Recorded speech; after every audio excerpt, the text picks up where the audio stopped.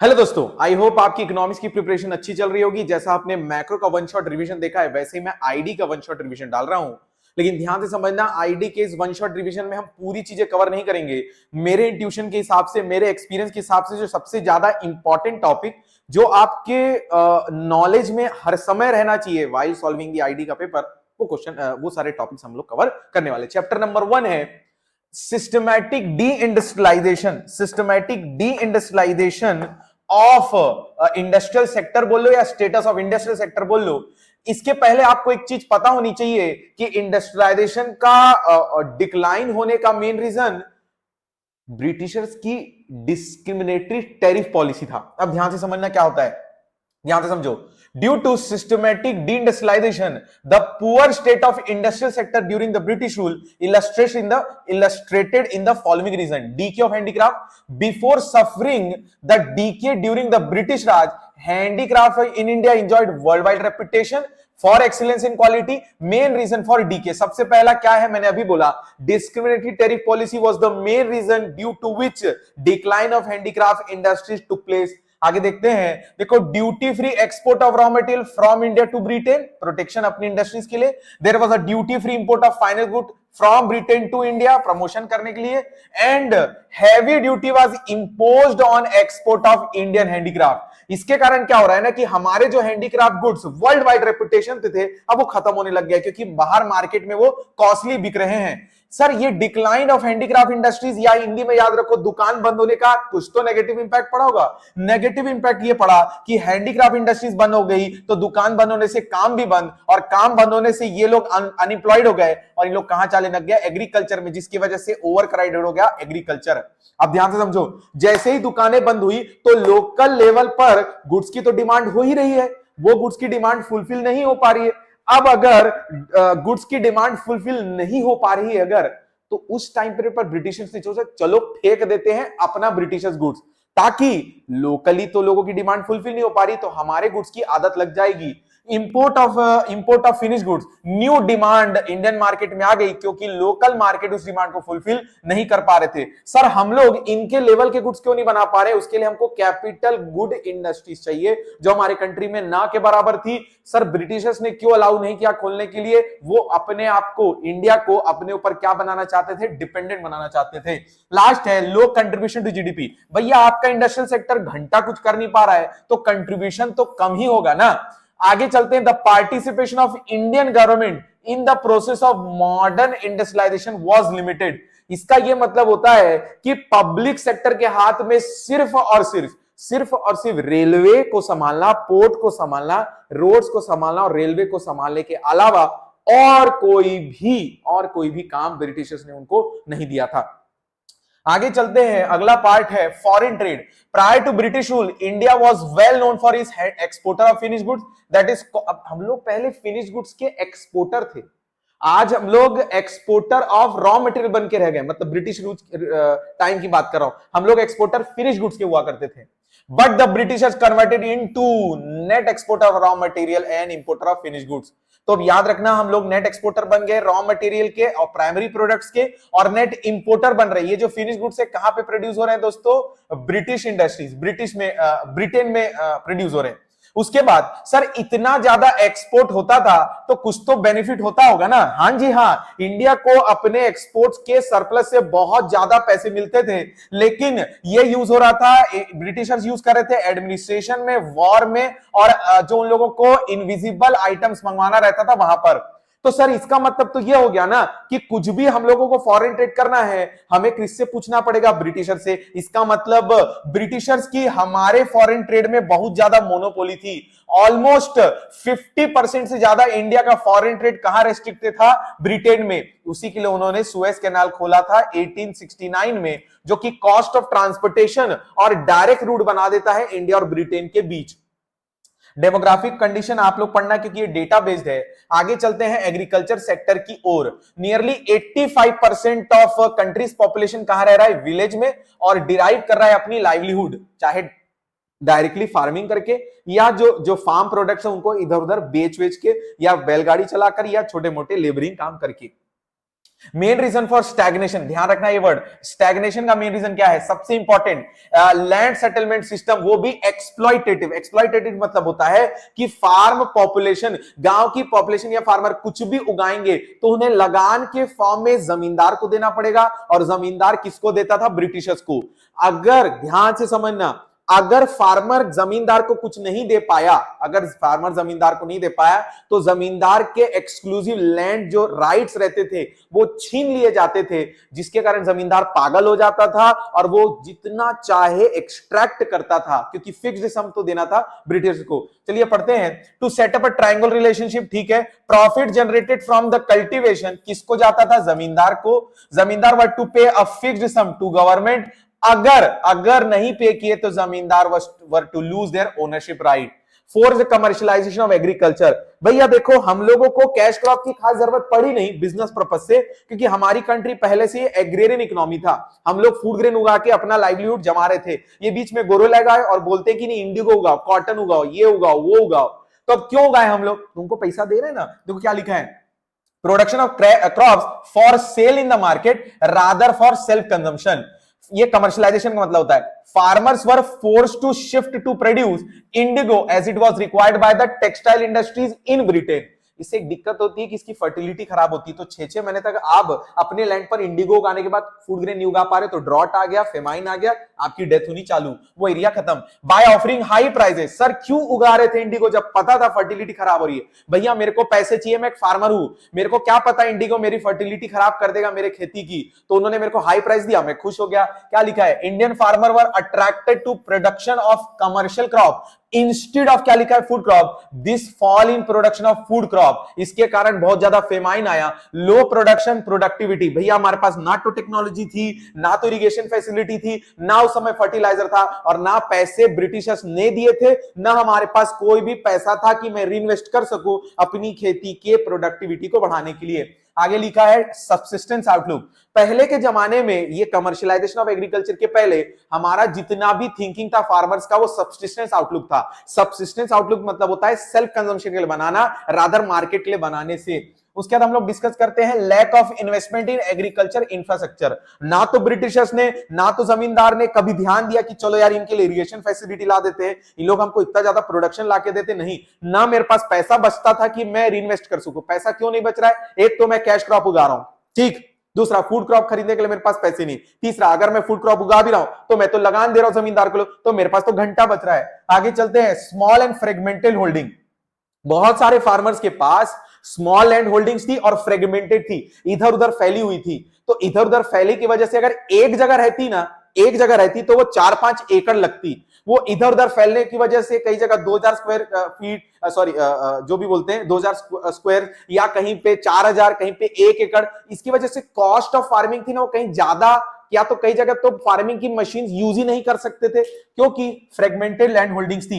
और सबसे important, gulf between, झगड़ा चल रहा था ओनर ऑफ द सॉइल और tiller of the soil. Owners मतलब होता है जिनके खेत पर जाकर आप लेबरिंग काम करते हो, फार्मिंग में उनको हेल्प करते हो। हमारे और आपके बीच डिफरेंस झगड़ा हो रहा है, मैं एक तो मेहनत करता हूं, मैं प्रोडक्शन करता हूं, और लगान के फॉर्म में आप ले जाते हो, अरे थोड़ा तो हमारे लिए बचाते, थोड़ा तो हमारा जो खर्चा हो रहा है उस पर थोड़ा तो साथ दो, हर जगह बेनिफिट में साथ देने आ जाते हो। आगे चलते हैं, तो बैकवर्डनेस कैसे याद रखेंगे, subsistence outlook, low productivity, lack of investment और स्मॉल फ्रेगमेंटेड। स्टैग्नेशन मतलब होता है फोर्स कमर्शियलाइजेशन के कारण, लैंड टेन्योर के कारण और गल्फ बिटवीन के कारण।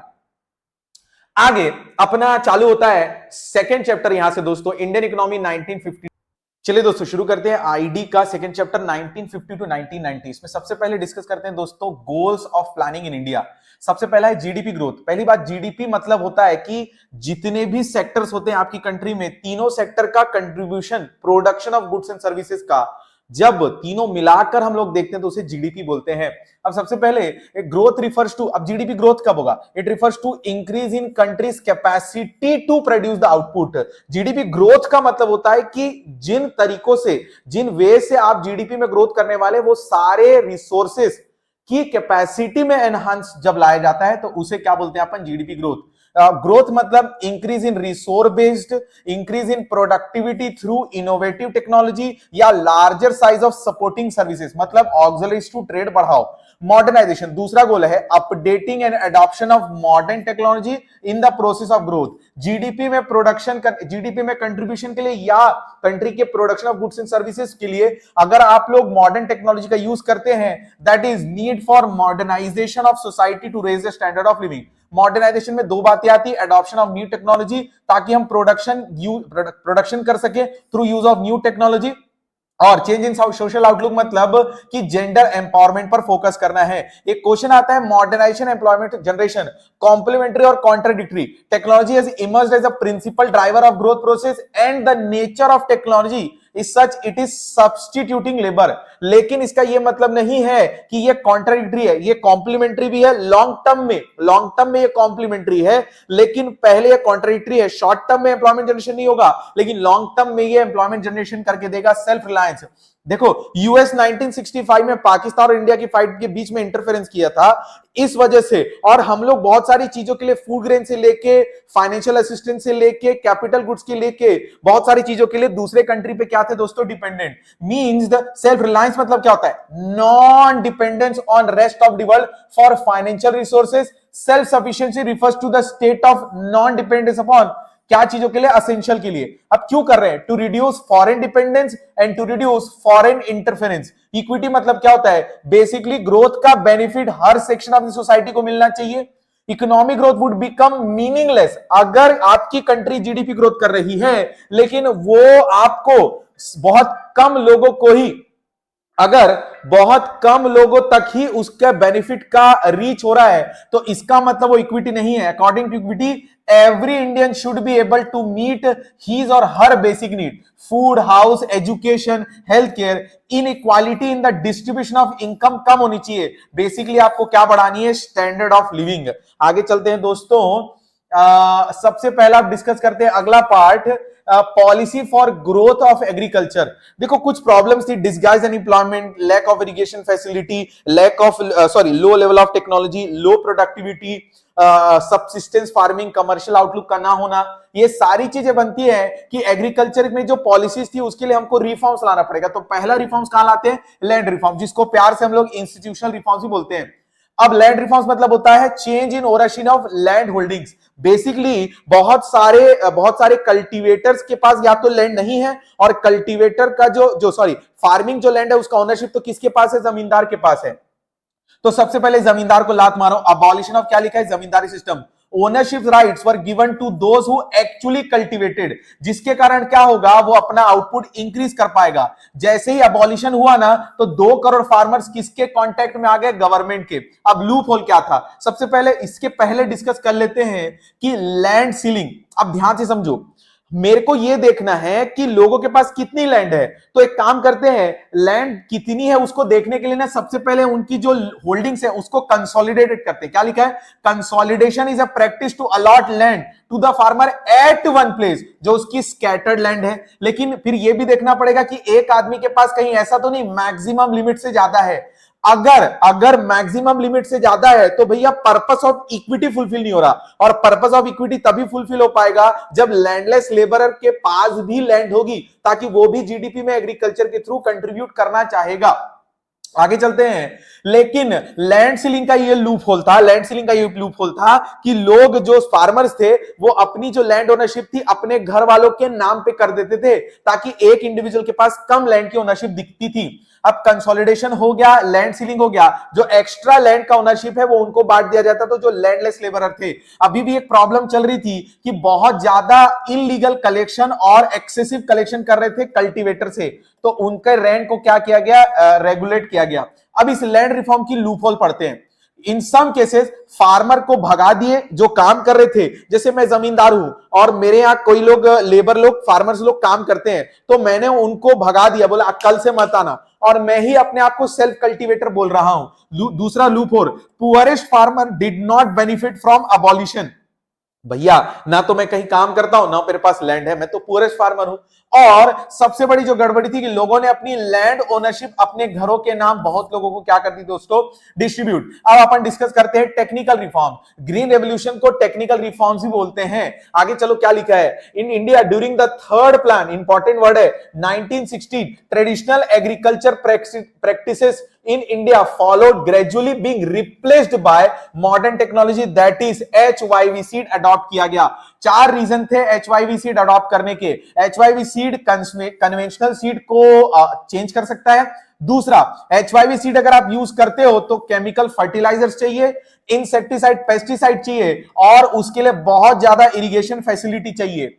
ग्रीन रेवोल्यूशन मतलब होता है, it refers to large increase in the production of food grain due to use of HYV और मिरेकल सीड। अब ध्यान से समझो, जो ग्रीन रेवोल्यूशन का जो हम लोगों को वो पता चला, बेनिफिट पता चला, वो दो फेजेस में पता चला, 1960 टू 1970 और 1970 to 1980।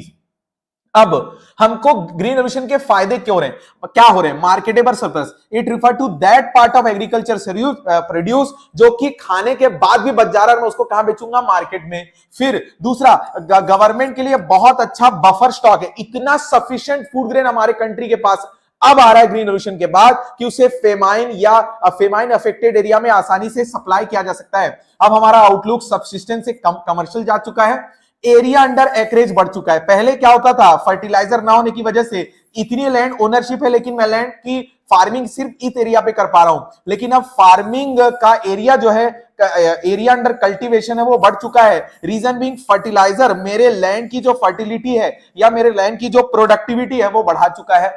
Change in farmers outlook, सबसे इंपॉर्टेंट ये पार्ट याद रखना, benefit to low income group. अब क्या हो रहा है, जैसे जैसे फूड ग्रेन का सप्लाई बढ़ेगा ना, तो जो एसेंशियल आइटम्स है उनका प्राइस गिरना शुरू होगा और वो लोअर इनकम ग्रुप के लिए बहुत बेनिफिशियल है। आगे चलते हैं, limitation, risk of paste attack. अगर आप बहुत ज्यादा पेस्ट अटैक करोगे, आप बहुत छोटी सी लैंड पर काम करते हो, आप सब खो दोगे। लिमिटेड क्रॉप, सबसे बड़ी प्रॉब्लम वो सिर्फ व्हीट और राइस के लिए आया था। अनइवन स्प्रेड, सभी स्टेट में नहीं आया था, यूनिफॉर्म नहीं था। और risk of increase in income inequalities, क्योंकि ग्रीन रेवोल्यूशन के जो इनपुट्स थे वो बहुत ज्यादा महंगे थे। critical appraisal, green revolution land reforms were the greatest achievement. As a result of green revolution, India became self sufficient. land reforms के कारण no जमींदारी सिस्टम, लेकिन अभी भी कंट्रीब्यूशन टू जीडीपी कम हो रहा है। बट ग्रीन रेवोल्यूशन के बाद भी depending upon the agriculture sector बहुत सारा पॉपुलेशन है। आगे चलते हैं इंडस्ट्रियल डेवलपमेंट की तरफ। Industrialisation promotes modernisation overall prosperity. तो ग्रीन रेवोल्यूशन मॉडर्नाइजेशन को लेके आ रहा है, इक्विटी को लेके आ रहा है। लैंड रिफॉर्म्स इक्विटी को लेके आ रहा है, और जो इंडस्ट्रियल डेवलपमेंट है ये मॉडर्नाइजेशन और इक्विटी को लेकर आएगा। कैसे?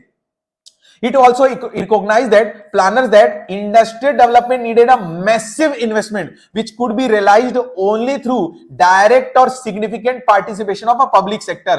आगे चलते इस डरावने आदमी को मत देखो। कौन से ऐसे फैक्टर्स है जिसके कारण इंडस्ट्रियल डेवलपमेंट में पब्लिक सेक्टर को घुसना पड़ा? प्राइवेट सेक्टर के पास पैसे की कमी, the requirement of capital for the country's industrial growth was far beyond the capacity of industrial houses, that is private sector, lack of incentive for private sector. अब ध्यान से समझना, कुछ ऐसे प्राइवेट सेक्टर हैं जिनके पास पैसा अगर थोड़ा है भी तो वो ये पैसा इन्वेस्ट करने के लिए तैयार इसलिए नहीं है कि जिस सेक्टर में, जिस मार्केट में वो पैसा इन्वेस्ट करेंगे वो मार्केट बहुत छोटा है, कोई डिमांड ही नहीं करता। अब जब डिमांड ही नहीं कर रहा है तो मैं प्रोडक्शन क्यों करूं दोस्तों? And third, growth with social justice. अगर गवर्नमेंट ये दिमाग लगाती है और फॉरेन इन्वेस्टर से पैसे लाके प्राइवेट सेक्टर को दे भी देती है, तो प्राइवेट सेक्टर सिर्फ और सिर्फ कैपिटल इंटेंसिव या ऐसे प्रोडक्ट बनाएगा जो उसको बेनिफिट दे रहे हैं। तो सोशल जस्टिस तो हो ही नहीं पाया, क्योंकि अभी अभी हम लोग आजाद हुए।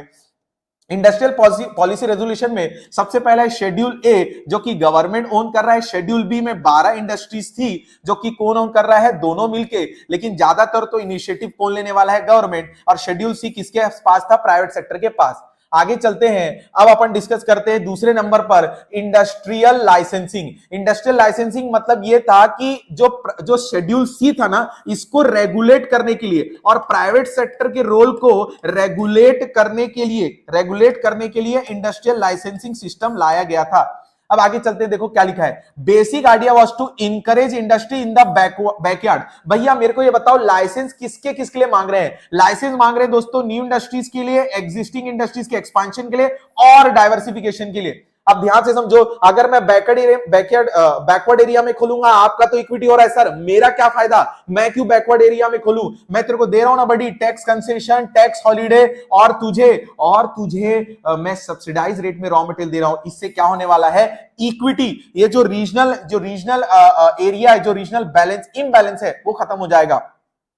कार्व कमिटी को लगता है कि रूरल एरिया तभी डेवलप हो पाएगा जब आप एसएसआई को प्रमोट करेंगे। तो हमने कार्व कमिटी से पूछा, ऐसा एसएसआई में क्या कैरेक्टरिस्टिक है जिसके बिना रूरल डेवलपमेंट हो नहीं सकता। एसएसआई लेबर इंटेंसिव अप्रोच है दोस्तों, तो इसके कारण वो बहुत ज्यादा हमारी इकोनॉमी जो लेबर सरप्लस है ना, उसको बहुत ज्यादा बेनिफिट हो पाएगा। उन लोग एम्प्लॉयमेंट जनरेशन करके देंगे। दूसरे नंबर पर है एसएसआई जो है इक्वली ओरिएंटेड है, इक्वालिटी ओरिएंटेड है। इक्वालिटी ओरिएंटेड मतलब होता है कि भैया लोकेशनल ओरिएंटेड बोल लो या इक्वालिटी ओरिएंटेड। जो लार्ज स्केल इंडस्ट्रीज रहती है ना, वो ट्रांसपोर्टेशन के हिसाब से अपना बिजनेस सेटअप करते हैं, जहां उनको आसानी से रॉ मटेरियल को लाने ले जाने, जहां आसानी से लोग उनके प्रोडक्ट को डिमांड कर लेंगे, जहां आसानी से उनका प्रोडक्ट मार्केट हो जाएगा, वहां इंडस्ट्री ओपन करते हैं। वेरे जो स्मॉल स्केल इंडस्ट्री होती है ना, वो लोकेशन को नहीं देखती, वो अपने हिसाब से अपने बिजनेस को सेटअप कर लेते हैं। तो ये हर एरिया में सेटअप हो पाएगा। और एसएसआई का सबसे बड़ा फीचर होता है, SSI needs much smaller investment compare to large scale industries, accordingly it does not lead to concentration of economic power. आगे चलते हैं दोस्तों, अगला है इंपोर्ट सब्स्टिट्यूशन। इंपोर्ट सब्स्टिट्यूशन मतलब होता है जो आप इंपोर्ट कर रहे थे ना, अब उसको रिप्लेस कर देंगे डोमेस्टिक प्रोडक्शन से। पर्पस क्या है, डोमेस्टिक इंडस्ट्रीज को प्रोटेक्ट करना, फॉरेन इन जो एक्सचेंज है उसको सेव करना।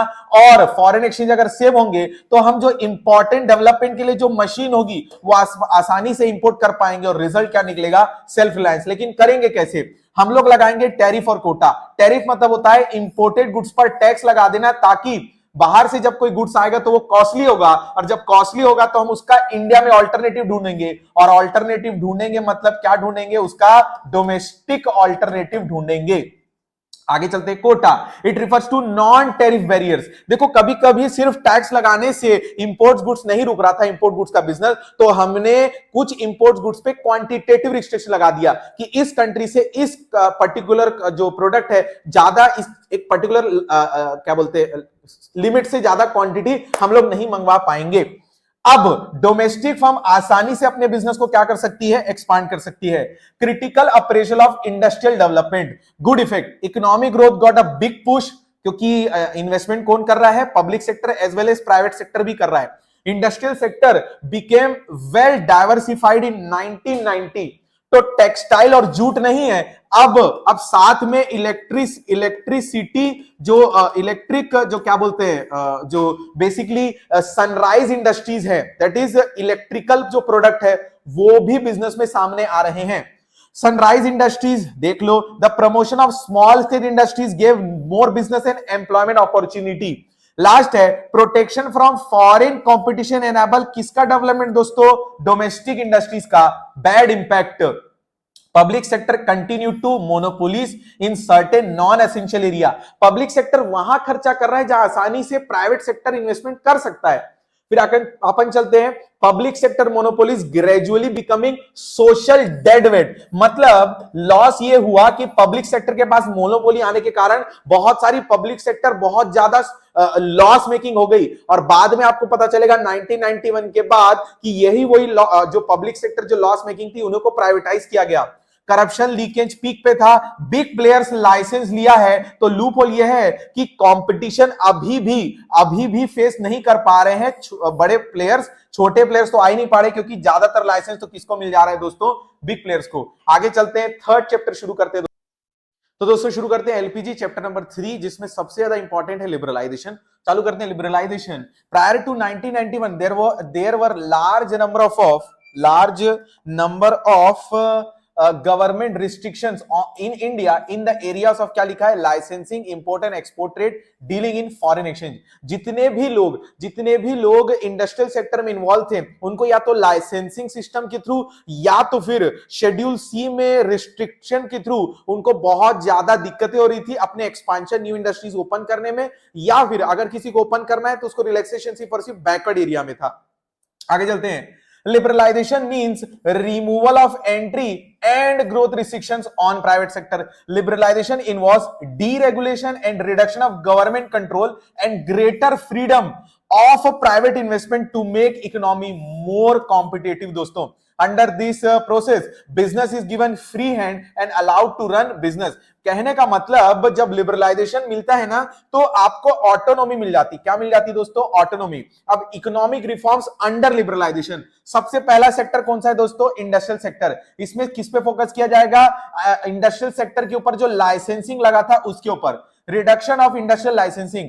देखो अब no licence were needed to, किसके लिए दोस्तों? To set up new units, expansion और एग्जिस्टिंग प्रोडक्शन के डाइवर्सिफिकेशन के लिए। सिर्फ और सिर्फ 5 ऐसी इंडस्ट्रीज हैं जिनके लिए आज भी लाइसेंसिंग लेना जरूरी है। रोल ऑफ पब्लिक सेक्टर कम किया गया। शेड्यूल ए के अंदर एक्सक्लूसिव राइट्स किसके पास था दोस्तों? पब्लिक सेक्टर के पास। उनके रोल को कम किया गया, पहले 17 से 8 किया गया और आज सिर्फ और सिर्फ 3 ऐसी इंडस्ट्रीज है जो गवर्नमेंट सेक्टर के लिए पूरी क्या है दोस्तों? एक्सक्लूसिवली रिजर्व्ड है। स्मॉल स्केल इंडस्ट्रीज क्या थे ना, अपने जो कार्व कमेटी वाले भैया थे, उन्होंने क्या बोला था? अगर रूरल एरिया को आपको डेवलप करना है तो आपको एसएसआई को प्रमोट करना पड़ेगा। उसके लिए हमने उनके लिए कुछ एरियाज को रिजर्व कर दिया था कि इन एरिया में लार्ज स्केल इंडस्ट्रीज नहीं आएगा, यहां पे सिर्फ कौन बिजनेस करेगा? Small scale industries. आगे चलते हैं।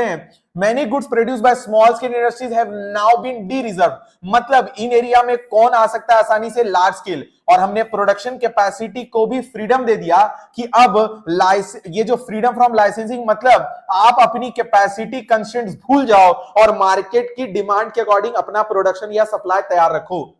आगे चलते हैं। दूसरा है फाइनेंशियल सेक्टर। इसमें सबसे इंपॉर्टेंट लाइन रखनी है कि आरबीआई के रोल को चेंज किया गया रेगुलेटर से फैसिलिटेटर, और अब प्राइवेट बैंक्स के एक्सपांशन प्रोसेस में थोड़ा सा इजी प्रोसेस लाया गया। अब अपन डिस्कस करते हैं फाइनेंशियल सेक्टर में तीसरा पॉइंट, प्राइवेट बैंक्स। क्या हुआ? जैसे जैसे एलपीजी आया, रिफॉर्म पीरियड आया ना, तो रिफॉर्म पीरियड की वजह से अब लाइसेंसिंग हटने के कारण प्राइवेट सेक्टर हर बिजनेस जहां जहां उसे प्रॉफिट दिख रहा है उस बिजनेस में एंटर कर रहा है। तो हमने बैंकिंग सेक्टर में भी किसको अलाउ किया? Private sector. एक बात ध्यान रखना, जब प्राइवेट सेक्टर बैंकिंग सेक्टर में आएगा तो वो India as well as foreign banks भी इंडिया में आने वाली है। और अगर फॉरेन बैंक्स और इंडियन बैंक बैंकिंग सेक्टर में घुसेगा तो सीधा सीधा कंपटीशन पब्लिक सेक्टर को मिलने वाला है। लास्ट है, हमने फॉरेन इन्वेस्टमेंट बैंकिंग सेक्टर में कितना इंक्रीज कर दिया? 74%। टैक्स रिफॉर्म्स लेके आए। गवर्नमेंट टैक्सेशन है, पब्लिक एक्सपेंडिचर पॉलिसी को हम लोग फिस्कल पॉलिसी बोलते हैं। 2 टाइप के टैक्स होते हैं दोस्तों, डायरेक्ट टैक्स और indirect tax. Direct tax income पे लगता है, indirect tax goods and services पे लगता है। रिडक्शन इन डायरेक्ट टैक्स क्या हुआ? हम लोग रेवेन्यू जनरेट करने के लिए बहुत ज्यादा टैक्स रेट बढ़ा दिए थे। हमको लगा कि यार रेवेन्यू जनरेट करना है तो टैक्स रेट बढ़ा के बहुत सारा रेवेन्यू जनरेट कर लेंगे एक्सपेंडिचर करने के लिए, लेकिन उसके कारण बहुत ज्यादा टैक्स इवेजन चालू हो गया। लोगों ने अपनी सेल्फ डिस्क्लोजर ऑफ इनकम बंद कर दी और इसको हटाने के लिए डायरेक्ट टैक्स में रिडक्शन किया गया। बट पहले क्या हुआ कि लोग चोरी कर रहे थे। अब it is widely accepted that reduction tax rate बहुत इंपॉर्टेंट है। बहुत सारे लोग आज भी या बहुत सारे लोग उस टाइम पर भी डायरेक्ट टैक्स से इसलिए बच जाते थे क्योंकि उनकी इनकम जो थी लॉ के अकॉर्डिंग उनकी इनकम उस क्राइटेरिया से नीचे थी। तो हमने सोचा ये बहुत सारे लोग बच जा रहे हैं टैक्स देने से और हमें रेवेन्यू बढ़ाना है, तो हमने रिफॉर्म्स लाए किसमें दोस्तों? इनडायरेक्ट टैक्स में, ताकि in order to collect taxes from then by adding the tax on price of goods. बहुत सारे लोगों से टैक्स कलेक्शन चालू हुआ और टैक्स पटाने के प्रोसीजर को बेटर कंप्लायंस की तरफ ले गए, ताकि टैक्स पेयर अब वॉलेंट्री डिस्क्लोजर करे और उसको इनकम टैक्स पटाने में किसी भी टाइप की दिक्कतें ना आए। फॉरेन एक्सचेंज रिफॉर्म में सबसे पहला है डिवैल्यूएशन ऑफ रूपी। मैंने फॉरेन एक्सचेंज रिफॉर्म्स में फॉरेन एक्सचेंज चैप्टर में आपको डिस्कस करके बताया है, जब गवर्नमेंट डेलिबरेटली अपनी डोमेस्टिक करेंसी की वैल्यू को इन terms of foreign currency degrade करती है, कम करती है, तो उसे डिवैल्यूएशन बोलते हैं। Reduction in value of domestic currency in respect to foreign currency कौन कर रहा है? ये डेलिबरेटली गवर्नमेंट कर रहा है। पर्पस क्या है? ताकि एक्सपोर्ट बढ़ाया जा सके, फॉरेन एक्सचेंज आए और बाहर से इन्वेस्टमेंट आए। ये कैसे करेंगे? $1 अगर ₹1 चल रहा है तो हम बढ़ा के उसको $1 10 कर लेंगे। ये इंडिया की गवर्नमेंट करेगी। लेकिन अब ध्यान रखना, पहले क्या हो रहा था? फिक्स्ड एक्सचेंज रिफॉर्म्स था, जिसके कारण बाहर के जो इन्वेस्टर्स थे ना वो उतने ज्यादा अट्रैक्ट नहीं होते थे। उन्होंने बोला कि आपको market based exchange rate system allow करना चाहिए। As a result of this decision, मतलब डिवैल्यूएशन के कारण, now market forces of demand supply will determine the कितना इंडियन रूपी होगा in terms of a foreign currency. आगे चलते हैं, अगला टॉपिक शुरू होता है दोस्तों, ध्यान से समझना, trade and investment policy reforms. जब भी आप लोगों को ट्रेड इन्वेस्टमेंट पॉलिसी रिफॉर्म्स आपको पूछ रहा है ना, तो ध्यान रखो, दिमाग में इंपोर्ट सब्स्टिट्यूशन पॉलिसी लाया करो। Before 1991, a lot of restrictions were imposed on import to protect the domestic industries. Domestic industry की ग्लोबली कंपटीशन बढ़ाने के लिए, टू प्रमोट फॉरेन इन्वेस्टमेंट और लोकल इंडस्ट्रीज को प्रमोट करने के लिए हमने क्या किया, रिमूव कर दिया quantitative restrictions on import and export, ताकि हम लोग ग्लोबल लेवल पर जा सके और बाहर से हम लोगों को कंपटीशन मिलेगा तो हमारा भी लेवल एनहांस होगा। दूसरे लेवल पर एक्सपोर्ट ड्यूटी बढ़ाई जा सके ताकि मोर कॉम्पिटिटिव पोजीशन मिल सके इंडियन गुड्स को, कहां पर दोस्तों, इंटरनेशनल मार्केट में। और इंपोर्ट ड्यूटी रिड्यूस की गई, रिम्यू नहीं की गई, रिडक्शन हुआ। इंपोर्ट ड्यूटी इसलिए रिड्यूस की गई ताकि अगर किसी को टेक्नोलॉजिकल अपग्रेडेशन, टेक्नोलॉजिकल एडवांसमेंट के कारण अगर उसको प्रोडक्शन में दिक्कत आ रही है, क्योंकि वो इंपोर्ट ड्यूटी ज्यादा थी तो वो मंगवा नहीं पा रहा था, अब इंपोर्ट ड्यूटी को कम करेंगे तो ज्यादा से ज्यादा टेक्नोलॉजिकल एडवांसमेंट वो मंगवा पाएगा। और इंपोर्ट लाइसेंसिंग सिस्टम में क्या लेके आए दोस्तों, रिलैक्सेशन लेके आए, accept in case of hazardous और एनवायरमेंटली सेंसिटिव इंडस्ट्रीज। प्राइवेटाइजेशन मतलब क्या होता है, जब ट्रांसफर होता है ओनरशिप का, मैनेजमेंट का और कंट्रोल का, कौन से सेक्टर का, पीएसयू का, किसको दे देते हैं, प्राइवेट सेक्टर को। नीड क्या है, most of the public sector क्या चुके थे, डेड वेट लॉस, भैया वो खत्म होने की कगार पे थे। बहुत सारा लीक, क्योंकि मोनोपोली है तो लीकेज, पिलफरेज, इनएफिशिएंसी, करप्शन इतना ज्यादा हो गया था कि भैया अब एक ही रेमेडी अवेलेबल है करप्शन को खत्म करने का, पीएसयू को किसको बेच दो, प्राइवेट सेक्टर को। और है, it was also believe that private capital और मैनेजरियल कैपेबिलिटी हेल्प करेगी जो पीएसयू की हालत खराब है। प्राइवेटाइजेशन दो तरीके से कर सकते हैं, transfer of ownership and management, किसको दोस्तों, पब्लिक सेक्टर से किसको बेच देना, प्राइवेट सेक्टर को, या फिर डिसइन्वेस्टमेंट की पॉलिसी लाओ, that is equity share sale कर दो पीएसयू का, कौन से सेक्टर को दोस्तों, प्राइवेट सेक्टर को। यहां पे खत्म होता है अपना privatisation. Globalisation means integrating the national economy with the world economy through removal of barrier दो टाइप के थे दोस्तों, क्वांटिटेटिव बैरियर्स थे और टैरिफ बैरियर थे। आगे चलते हैं, globalisation in fact is the outcome of the policy of, ये लाइन मत भूलना दोस्तों, लिबरलाइजेशन और प्राइवेटाइजेशन के कारण ही बाहर की कंट्री के साथ बिजनेस करना बहुत जरूरी हो गया था। और उसके लिए जो हमने पॉलिसी रिस्ट्रिक्टिव लगा दी थी कि आप import substitution, quantitative restriction, import duty ज्यादा, एक्सपोर्ट ड्यूटी ज्यादा, ये सब को हटाया गया ताकि हम अनरेस्ट्रिक्टेड फ्लो कर सके इंडिया और रेस्ट ऑफ द वर्ल्ड के बीच। किस का, गुड्स एंड सर्विसेज का, टेक्नोलॉजी का, एक्सपर्टीज का। क्या किया गया, ग्लोबलाइजेशन लाने के लिए क्या किया गया, इक्विटी लिमिट को फॉरेन कैपिटल का कुछ केसेस में इनिशियली 40%, कुछ केसेस में तो 51 से 100% तक। बेसिकली इन्वेस्टमेंट की बात हो रही है, कंपनी में कितना इन्वेस्टमेंट होगा। फॉरेन टेक्नोलॉजी एग्रीमेंट में अप टू 1 करोड़ तक आपको किसी से परमिशन लेने की जरूरत नहीं है। In order to make international adjustment of Indian rupee, हमने डेलिबरेटली हमारी जो इंडियन करेंसी की वैल्यू क्या किया, डीवैल्यू किया, ताकि बाहर से क्या आ सके दोस्तों, foreign capital. In order to encourage competitiveness, tariff barrier have been withdrawn लिखा है दोस्तों on most of the goods जो इंडिया और रेस्ट ऑफ द वर्ल्ड के बीच चल रहे थे, ताकि बाहर की कंट्री के साथ हमारा ट्रांजैक्शन बढ़ेगा तो हमारे कंट्री के लोग, स्किल्ड लोग बाहर जा सकेंगे, बाहर से टेक्नोलॉजी आ सकेगा, फॉरेन एक्सचेंज आ सकेगा और नई नई इनोवेशंस और नई नई आइडियाज भी आ सकेंगे। In the quantitative restrictions on all import item have been totally withdrawn, ताकि हम लोग बाहर से कुछ मंगवा सकेंगे। अब बात करते हैं ग्लोबलाइजेशन के फेवर में क्या है, इंटरनेशनल मार्केट को एक्सेस मिलेगा इंडियन गुड्स की बात करें तो, और इंडियन टेक्नोलॉजी, जो इंडियन जो कंपनीज हैं उनको एडवांस टेक्नोलॉजी मिल पाएगी। लार्ज इंडस्ट्रीज बाहर भी फेमस हो पाएगी, सिर्फ डेवलपिंग कंट्री में ही फेमस नहीं रहेगी, वो इंटरनेशनल एरिया में भी फेमस हो पाएगी through interaction between develop country. हमारे यहाँ के जो स्किल लोग हैं, जो उनको जॉब अच्छी नहीं मिल पाती हमारे कंट्री में, या उनकी जो स्किल है वो बाहर के लिए अच्छी है तो उनको बाहर जाने मिलेगा। लेकिन अगेंस्ट में है, ग्लोबलाइजेशन सिर्फ और सिर्फ डेवलप कंट्री उठा पाती है, क्योंकि इतने बड़े लेवल पर एक्सपांशन करने के लिए जो पैसे की जरूरत होती है वो सिर्फ डेवलप कंट्रीज के पास है। As a result of globalisation MNC को सबसे ज्यादा फायदा हो रहा है। दुनिया में जितनी भी मल्टीनेशनल कंपनी है वो सिर्फ और सिर्फ डेवलप्ड कंट्रीज की है। और लास्ट है, पुअर फैमिली के लिए तो एमएनसी कुछ सोचेगी नहीं। आगे चलते हैं। सबसे इंपॉर्टेंट है इकोनॉमिक रिफॉर्म्स की अप्रेजल पॉलिसी में 2 पॉइंट अगेंस्ट में, that is argument in against neglect of agriculture. अगर अपन लोग बात करें तो एलपीजी में एग्रीकल्चर के बारे में कोई डिस्कशन नहीं किया गया। Post LPG policy growth of GDP has been driven by the secondary and tertiary sector. किसको नेग्लेक्ट किया गया? एग्रीकल्चर को। कैसे? Removal of fertilisers subsidy. भैया देखो, रिमूवल ऑफ फर्टिलाइजर सब्सिडी से क्या हुआ? जो कॉस्ट ऑफ प्रोडक्शन था, कॉस्ट ऑफ फार्मिंग था, वो बढ़ गया। तो आप बहुत ज्यादा एलएसआई, टेक्नोलॉजी, इंडस्ट्री सेक्टर के बारे में सोच रहे हो, मोस्ट ऑफ द पॉपुलेशन जिस सेक्टर में लगा उसके बारे में तो आप सोच ही नहीं रहे हो। पब्लिक इन्वेस्टमेंट इन एग्रीकल्चर पूरा हटा लिया गया, स्पेशली इंफ्रास्ट्रक्चर, जिसके कारण पावर जनरेशन, इरिगेशन, रोड्स और ट्रांसपोर्टेशन पचक गए। बिल्कुल इन लोगों ने पैसा हटा लिया वहां से। Due to reduction in import duty, अब हम लोग एग्रीकल्चर प्रोडक्ट मंगवा रहे हैं, तो जैसे ही बाहर से एग्रीकल्चर प्रोडक्ट आएगा तो डोमेस्टिक प्रोडक्ट को बहुत सारा कंपटीशन मिलेगा, तो ये तो ग्रो ही नहीं हो पाएगा। और लास्ट है, due to export oriented policy strategy in agriculture, the production shifted from food grain to cash crop. भैया आप फार्मर को अच्छा खासा पैसा बाहर से मिल जा रहा है ना, तो वो क्यों बनाएगा?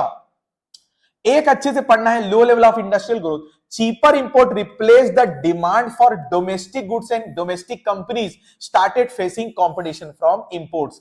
इंफ्रास्ट्रक्चर फैसिलिटीज अभी भी अच्छी नहीं है, पावर सप्लाई अभी भी अच्छी नहीं है, remain inadequate due to lack of investment. ये किसकी बात हो रही है? पब्लिक सेक्टर इन एरियाज में खर्चा नहीं कर पा रहा है। सिर्फ और सिर्फ लिबरलाइजेशन, प्राइवेटाइजेशन, ग्लोबलाइजेशन लाने से नहीं होता, खर्चा पब्लिक इन्वेस्टमेंट करना पड़ता है गवर्नमेंट को। और developed countries charging high taxes on their import to restrict the access of developing countries. ध्यान से समझना, अगर इंडिया से कोई प्रोडक्ट अमेरिका जा रहा है ना, तो अमेरिका वाले उस पे हाई टैक्स लगा रहे हैं, और हम अमेरिकन गुड्स पे आओ, इधर आओ, हम तुम्हारे पे टैक्स नहीं लगाएंगे। तो डेवलप्ड कंट्रीज को तो अच्छा मार्केट मिल जा रहा है, लेकिन डेवलपिंग कंट्रीज को बड़ा मार्केट अगर पहुंचना, एक्सेस करना है, तो बहुत सारा इंपोर्ट ड्यूटी पे करना पड़ता है।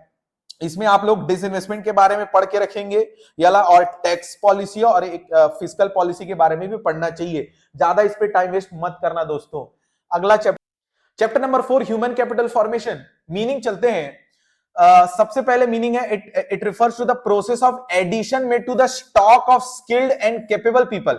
आपकी कंट्री में जितने ज्यादा आप स्किल्ड लोगों को, जितने ज्यादा एजुकेटेड लोगों को बढ़ाओगे through education, through health, through skilled providing, तो फिर इसका मतलब आपके कंट्री में आप ह्यूमन कैपिटल के स्टॉक को बढ़ा रहे हो। कैसे करोगे? एजुकेशन पर खर्च करके, क्योंकि एजुकेटेड पर्सन की जो स्किल होती है वो अनएजुकेटेड पर्सन की स्किल से ज्यादा रहती है। Education is the most effective way of raising a productive workforce. जितना ज्यादा एजुकेशन होगा उसके पास, उतना ज्यादा वो सही डिसीजन और सही फिजिकल कैपिटल को यूज कर पाएगा, फिजिकल कैपिटल का यूज कर पाएगा। इंडिविजुअल इन्वेस्ट करते हैं एजुकेशन पर to increase their future income and raising the standard of living.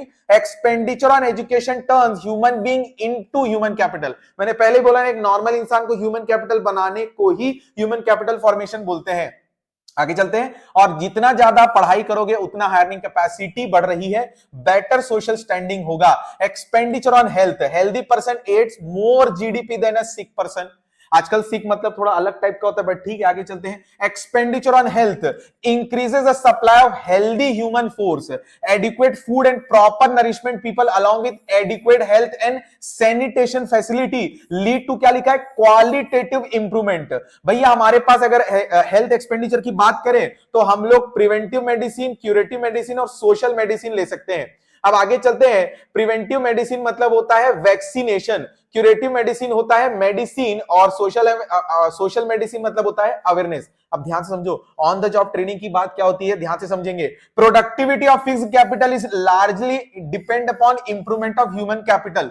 देखो, जितना ज्यादा ऑन द जॉब ट्रेनिंग होगा ना, उतना ज्यादा उस बंदे की स्किल और एफिशिएंसी बढ़ेगी, और उसके कारण वो प्रोडक्शन में और ज्यादा कंट्रीब्यूट कर पाएगा।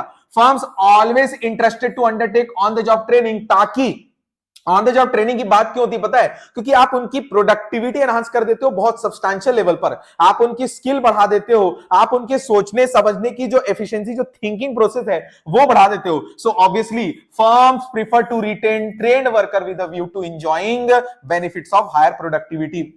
अब आगे चलते हैं, एक्सपेंडिचर ऑन माइग्रेशन। भैया देखो, कभी कभी होता है कि जिन एरियाज में आप रह रहे हो वहां पर आपको हायर एजुकेशन का फायदा मिल तो जाएगा, लेकिन आप उसको यूज नहीं कर पाते हो, हायर अर्निंग कैपेसिटी नहीं ले पाते हो, इसलिए आपको दूसरी जगह जाना पड़ता है। People migrate from one place to another in search of a job, क्या लिखा है, jobs that give higher salary. Migration leads to human capital formation through fuller and better utilisation of skills. Unemployed people rural area जाते हैं, migrate होते हैं urban area, but technical qualified person सीधा country to country जाते हैं। इसमें खर्चा होता है आने जाने का, रहने का, और अभी नया है दोस्तों साइकिक कॉस्ट, जो आपको सोशल बिलोंगिंगनेस के चलते, जो सोशल नॉर्म्स के चलते आपको जो मेंटल डिटोरिएशन होता है आपके मेंटल हेल्थ का, उसकी बात होती है साइकिक कॉस्ट। इंफॉर्मेशन देखो, कभी कभी आपको सही इंस्टीट्यूशन के बारे में जानना होता है कि क्या वो इंस्टीट्यूशन आपको सही स्किल, सही एजुकेशन, सही हायर अर्निंग कैपेसिटी आपको प्रोवाइड कर पाएगा जो आपको चाहिए उस इंस्टीट्यूशन से।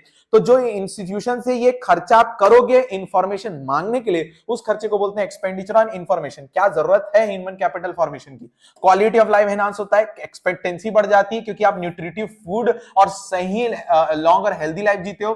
भैया देखो, जितना ज्यादा ह्यूमन कैपिटल की क्वालिटी होगी उतना ज्यादा प्रोडक्टिविटी ऑफ फिजिकल कैपिटल बढ़ेगा, क्योंकि भैया फिजिकल कैपिटल को वो इफेक्टिव तरीके से यूटिलाइज कर पाएंगे। हायर प्रोडक्टिविटी एंड प्रोडक्शन, जितने ज्यादा स्किल्ड और नॉलेजेबल पर्सन होंगे वो बेटर यूज कर पाएंगे रिसोर्सेज का, दैट इज वेस्टेज ना के बराबर होगा। Increase in productivity and quality production depends upon technical skills of the people. Innovation and technological improvement, ध्यान से समझेंगे इस लाइन को। Education provides knowledge to understand changes in society and scientific advancement. Availability of educated labor force facilitates adoption to new technology. Modernization of attitude, भैया human capital help in changing the mental outlook, जैसे women empowerment या gender inequality को promote ना करना है या women empowerment को promote करना। आगे चलते हैं, प्रॉब्लम क्या है, ब्रेन ड्रेन। पीपल माइग्रेट होते हैं एक प्लेस से दूसरे place for better job opportunity, लेकिन उनकी क्वालिटी का जो लॉस होता है वो उस कंट्री में होता है जहां से वो छोड़ रहे हैं। हाई ग्रोथ ऑफ पॉपुलेशन, जितना ज्यादा पॉपुलेशन होगा पर हेड अवेलेबिलिटी ऑफ फैसिलिटी कम होती जाएगी। इनसफिशिएंट रिसोर्सेज जो एलोकेट किए गए हैं ह्यूमन कैपिटल बनाने के लिए, जितनी ज्यादा जरूरत है उससे बहुत कम है। सीरियस इनएफिशिएंसी, भैया जो लोग डॉक्टर बन जाते हैं, इंजीनियर बन जाते हैं, उनके रिसोर्सेज का, हम उनकी कैपेबिलिटी का, एजुकेटेड लोगों की कैपेबिलिटी का तो यूज तो वेस्टेज हो जा रहा है, अंडर यूटिलाइज्ड है। या फिर उनको मिलना चाहिए 1 लाख रुपए, लेकिन फर्म के पास उतना पैसा देने के लिए या उनको काम देने के लिए है नहीं, तो लोग माइग्रेट होंगे। इम्बैलेंस इन्वेस्टमेंट, ज्यादातर लोग हायर एजुकेशन और कॉलेज पे अच्छा पढ़ा रहे हैं, भैया स्कूल लेवल पर पढ़ाने का फोकस करो। A greater proportion of resources have been diverted towards higher education, जो कि बहुत कम लोगों को ही मिल पाता है। आगे चलते हैं, last, lack of proper man power planning. In case of highly skilled personnel, जितने हमारे कंट्री में स्किल्ड पीपल हैं उतनी स्किल्ड लोगों से रिलेटेड जॉब उतनी अवेलेबल नहीं है। आगे चलते हैं दोस्तों, human capital and economic growth. Economic growth means increase in real national income. वो तब हो पाएगा जब एजुकेटेड पर्सन इकोनॉमिक ग्रोथ में ज्यादा कंट्रीब्यूट करता है। इसका मतलब वैसे ही अ हेल्दी पर्सन भी कंट्रीब्यूट कर पाएगा इकोनॉमिक ग्रोथ में। इसलिए ह्यूमन कैपिटल जितने ज्यादा होंगे उतने ज्यादा आपके कंट्री में इकोनॉमिक ग्रोथ होगा। Human capital formation promotes invention, innovation and technological improvement. ध्यान से सुनना, HCF not only increases the productivity of human resources but also brings ability to absorb, क्या लिखा है, न्यू टेक्नोलॉजी। जितना ज्यादा एजुकेटेड लेबर फोर्स होगा उतना ज्यादा वो आसानी तरीके से न्यू टेक्नोलॉजी को अडॉप्ट कर पाएंगे। एक सबसे इंपॉर्टेंट क्वेश्चन है कि क्यों गवर्नमेंट को इंटरवेंशन करना पड़ रहा है एजुकेशन और हेल्थ सेक्टर में, क्योंकि ये जो एजुकेशन और हेल्थ सेक्टर है इसमें ह्यूज इन्वेस्टमेंट की जरूरत है। प्राइवेट सेक्टर से आप ये एक्सपेक्ट नहीं कर सकते कि वो खर्चा करेगा, इतना ह्यूज इन्वेस्टमेंट करेगा एजुकेशन और हेल्थ पे और सामने वाले कंज्यूमर से चार्ज ही नहीं करेगा, हो नहीं सकता। People in poor country like us cannot afford the higher prices charged by कौन से सेक्टर दोस्तों, हायर एजुकेशन और हेल्थ। बहुत सारे कंज्यूमर को तो पता ही नहीं है कि कौन से एजुकेशन सेक्टर से मुझे एजुकेशन लेना चाहिए और कौन से हेल्थ हॉस्पिटल में जाके मुझे ट्रीटमेंट कराना चाहिए। लास्ट है, the provider of education health कभी कभी मोनोपोली क्रिएट करते जाते हैं। जब मोनोपोली क्रिएट होती है तो वह अपने हिसाब से आपके ऊपर डिसीजन थोपते हैं। When basic education health care is considered to be rights of citizen, तो फिर गवर्नमेंट को कुछ तो डिसीजन लेना पड़ेगा ताकि free of cost education, free of cost basic health facility provide की जाए। आगे चलते हैं हेलो दोस्तों, रूरल डेवलपमेंट चालू करते हैं। रूरल डेवलपमेंट का पहला टॉपिक जो प्रोसेस ऑफ रूरल डेवलपमेंट है, मैं उसको नहीं डिस्कस कर रहा हूं, बहुत थ्योरेटिकल टॉपिक है जिसमें इंफ्रास्ट्रक्चर है, डेवलपमेंट ऑफ ह्यूमन रिसोर्सेस है, और नहीं पता मेरे को। आगे चलते हैं, सबसे पहला टॉपिक डिस्कस करते हैं रूरल क्रेडिट, जिसको घुमा फिरा के बार बार पूछेगा। Growth of rural economy depends on timely infusion of capital. भैया फार्मर को जब चाहे पैसा मिल जाए, देखो जितना चाहे नहीं बात हो रही है, जब चाहे अगर उसे पैसा मिल जाए ना, तो वो अपने फार्मिंग जो उसका लाइवलीहुड है उसमें सही टाइम पर इन्वेस्ट करके अपनी लाइवलीहुड को या इनकम की जो अर्निंग कैपेसिटी उसको बढ़ा सकता है। और higher productivity in agriculture, non agriculture sector जहां पाए वहां वो पैसा इन्वेस्ट कर सकता है। भैया credit is the lifeline of farming activity in rural area because of following reason. Credit is one of the most important factor which contribute to agriculture production. Most farming families in India are small and marginal farmers. जो ध्यान से समझना, इनके पास investment करने के लिए उतना पैसा नहीं है कि ये 6 महीने के लिए अनएम्प्लॉयड रह गए तो इनका पैसा पूर जाएगा। नहीं भैया, ये एक सीजन में बहुत खेती पे काम करते हैं, दूसरे सीजन में ये ऑल्टरनेटिव एम्प्लॉयमेंट अपॉर्चुनिटीज ढूंढते हैं। आगे, the gestation period between sowing and harvesting crops is quite long. इस टाइम के लिए भी आपको क्या जरूरत होती है? पैसे की जरूरत होती है। Credit needs of typical Indian farmer are broadly classified into short term, 6 से 12 महीनों के लिए सीड परचेस करना, fertiliser, pesticide, even electricity bill के लिए। मीडियम टर्म चलता है 12 महीने से लेकर 5 साल, डिगिंग ऑफ वेल्स, फेंसिंग बनाने के लिए। लॉन्ग टर्म क्रेडिट 5 साल से लेकर 20 साल, basically permanent improvement on existing land. Sources of rural credit non institutional है और इंस्टीट्यूशनल है। नॉन इंस्टीट्यूशनल में सबसे इंपॉर्टेंट ध्यान रखो, exploitation, high rate of interest and third manipulation of account. सबसे पहला है traditionally most credit needs of the farmer were met through the sector. कितना अकाउंटेड रहता है? 93% मनी लेंडर, गांव के बड़े लोग, farmers. Advancing a major share of farm credit. Farm credit का अगर टोटल शेयर देखेंगे तो उसमें ज्यादातर पोर्शन कौन कवर करता है? मनी लेंडर, फार्म क्रेडिट ना। But farmer are exploited through high rate of interest, manipulation of accounts भी है, रिलेटिव इनको नो इंटरेस्ट है। ये एक तरह के का इनफॉर्मल लोन्स माना जाता है सिर्फ और सिर्फ क्राइसिस के टाइम पे।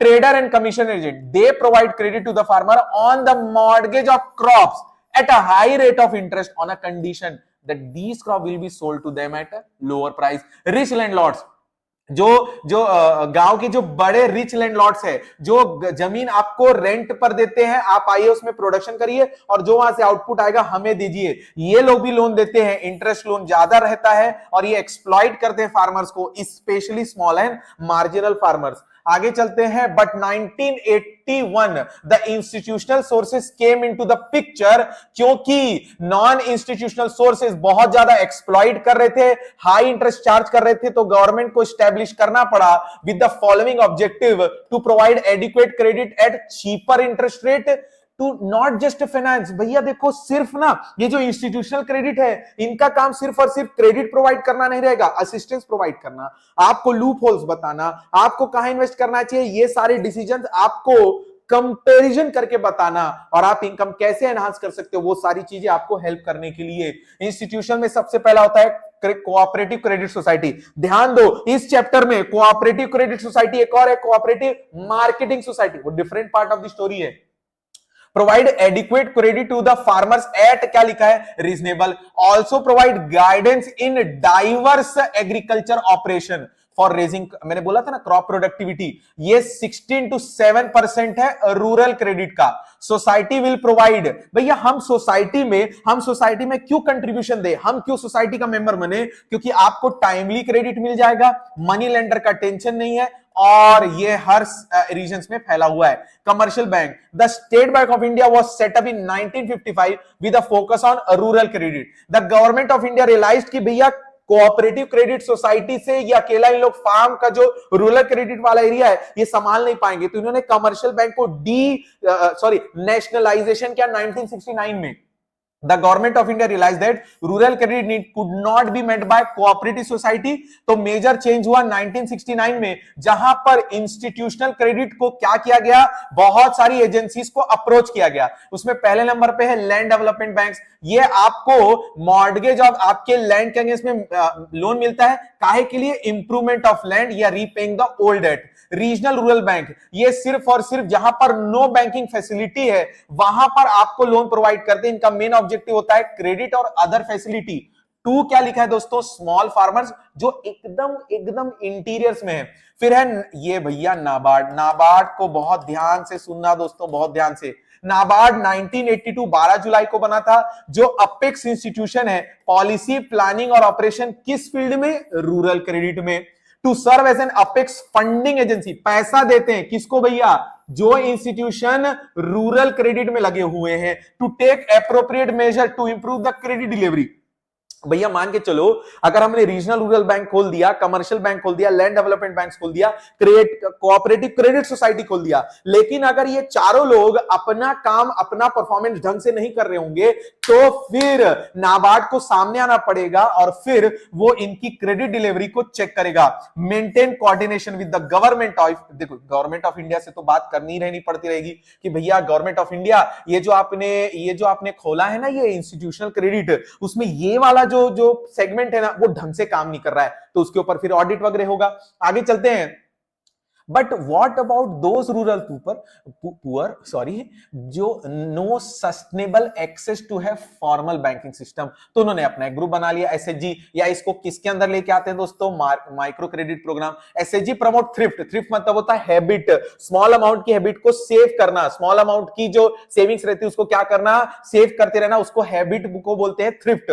Small proportion bye minimum contribution from each member, फिर वो जो पूल्ड मनी रहेगा ना उसमें से क्रेडिट देंगे जिसको, नीडी मेंबर को, रीजनेबल इंटरेस्ट पे और स्मॉल इन्वेस्टमेंट पे। मई 2019 तक नियरली 6 करोड़ वुमेन्स मेंबर बन गए थे 54 लाख एसएचजी में। लेकिन एक प्रॉब्लम है, हाउएवर ये जो लोग बोरोविंग लेते हैं एक दूसरे से, ये सिर्फ और सिर्फ कहां यूज कर रहे हैं, कंजम्पशन पर्पस के लिए, प्रोडक्टिव पर्पस के लिए यूज नहीं हो पा रहा है, ये बहुत बड़ी प्रॉब्लम है। इसीलिए रूरल बैंकिंग की कुछ क्रिटिकल अप्रेजल है, ये बहुत बार क्वेश्चन आ रहा है, ध्यान से समझना। जितना रूरल क्रेडिट की डिमांड है दोस्तों, उतना रूरल क्रेडिट सप्लाई नहीं हो पा रहा है। जितने इंस्टीट्यूशनल खुलने चाहिए, जितनी इंस्टीट्यूशंस खुलनी चाहिए to cover entire the rural area, उतना इंस्टीट्यूशन खुल नहीं पा रहा है। इनएडिक्वेट अमाउंट ऑफ सेक्शन, कई फार्मर्स को जितना लोन मिलना चाहिए उतना लोन मिल नहीं पाता। अब जितना लोन मिलेगा नहीं, जितना जरूरी था उतना लोन नहीं मिला, तो वो उस पर्पस के लिए खर्च नहीं करता, वो कंजम्पशन पर्पस के लिए खर्च कर देता है, बड़ी दिक्कत है। और पुअर फार्मर की तो इज्जत ही नहीं है। Due to lack of collateral security, needy farmer are generally rejected credit from banks, क्योंकि इनको डर लगता है इन लोग पे नहीं कर पाएंगे।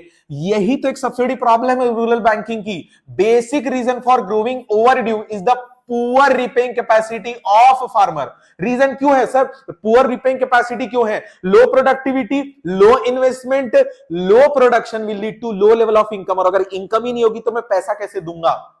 ध्यान से समझना, एग्रीकल्चर लोन्स में डिफॉल्ट रेट जानबूझ के बढ़ रहे हैं। मतलब कई लोग ऐसे हैं जो लोन ले रहे हैं जानबूझकर नहीं पटाने के लिए, उन्हें पता है या तो गवर्नमेंट वेव कर देगी या कोई भी पॉलिटिकल चेंजेस के थ्रू ये सब हो जाएगा।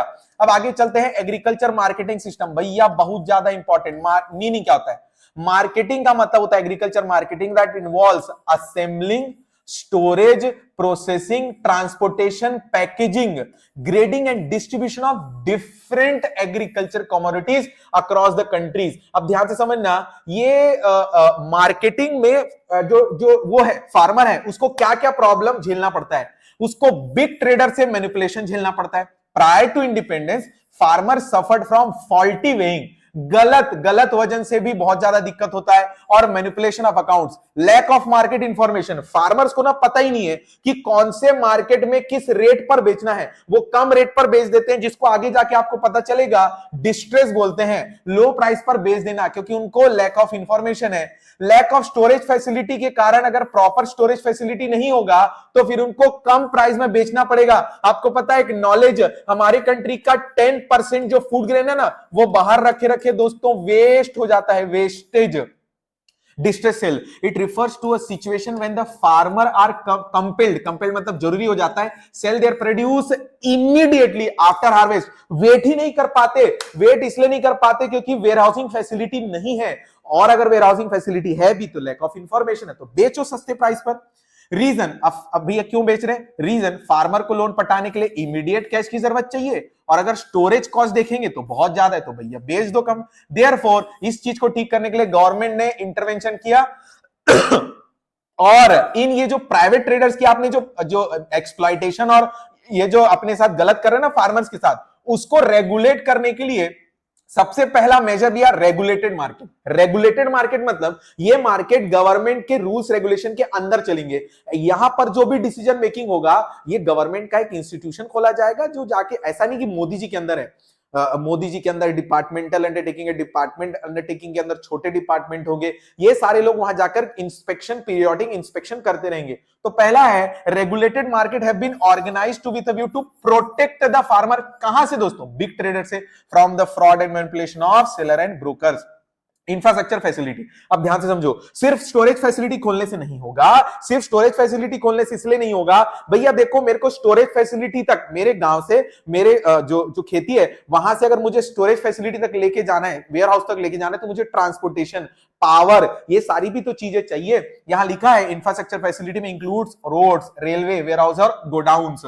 To the current infrastructure facility has quite inadequate to meet the growing demand। आगे चलते हैं हाँ, मैं इसकी बात कर रहा था दोस्तों, इसके ऊपर क्वेश्चन आने वाला है। कोऑपरेटिव एग्रीकल्चर मार्केटिंग, बहुत ध्यान से समझेंगे, बहुत ध्यान से। It is a system in which the farmer pool their marketable surplus, साथ में बेचेंगे, ऑफ क्रॉप एंड डिस्ट्रीब्यूट, जो भी वहां से पैसा आता है साथ में बेचेंगे दोस्तों। साथ में बेचने से फायदा क्या होगा? अच्छा प्राइस मिलेगा, और जब साथ में अपन लोग मार्केटिंग करेंगे ना, तो इनपुट भी हमको बार्गेनिंग पावर के थ्रू कम में मिलेगा। आगे चलते हैं। As a member of this society farmer find themselves a better bargaining. क्या बेनिफिट है सर, मैं क्यों मार्केटिंग सोसाइटी में घुसूं? सबसे पहला आपको क्या मिल रहा है? Bargaining power. दूसरा, satisfy their immediate cash requirement, क्योंकि यहां पर आप एक दूसरे को हेल्प कर सकते हो by pooling the money. Third है, society often provide storage facility भी दे देते एक दो दिन के लिए।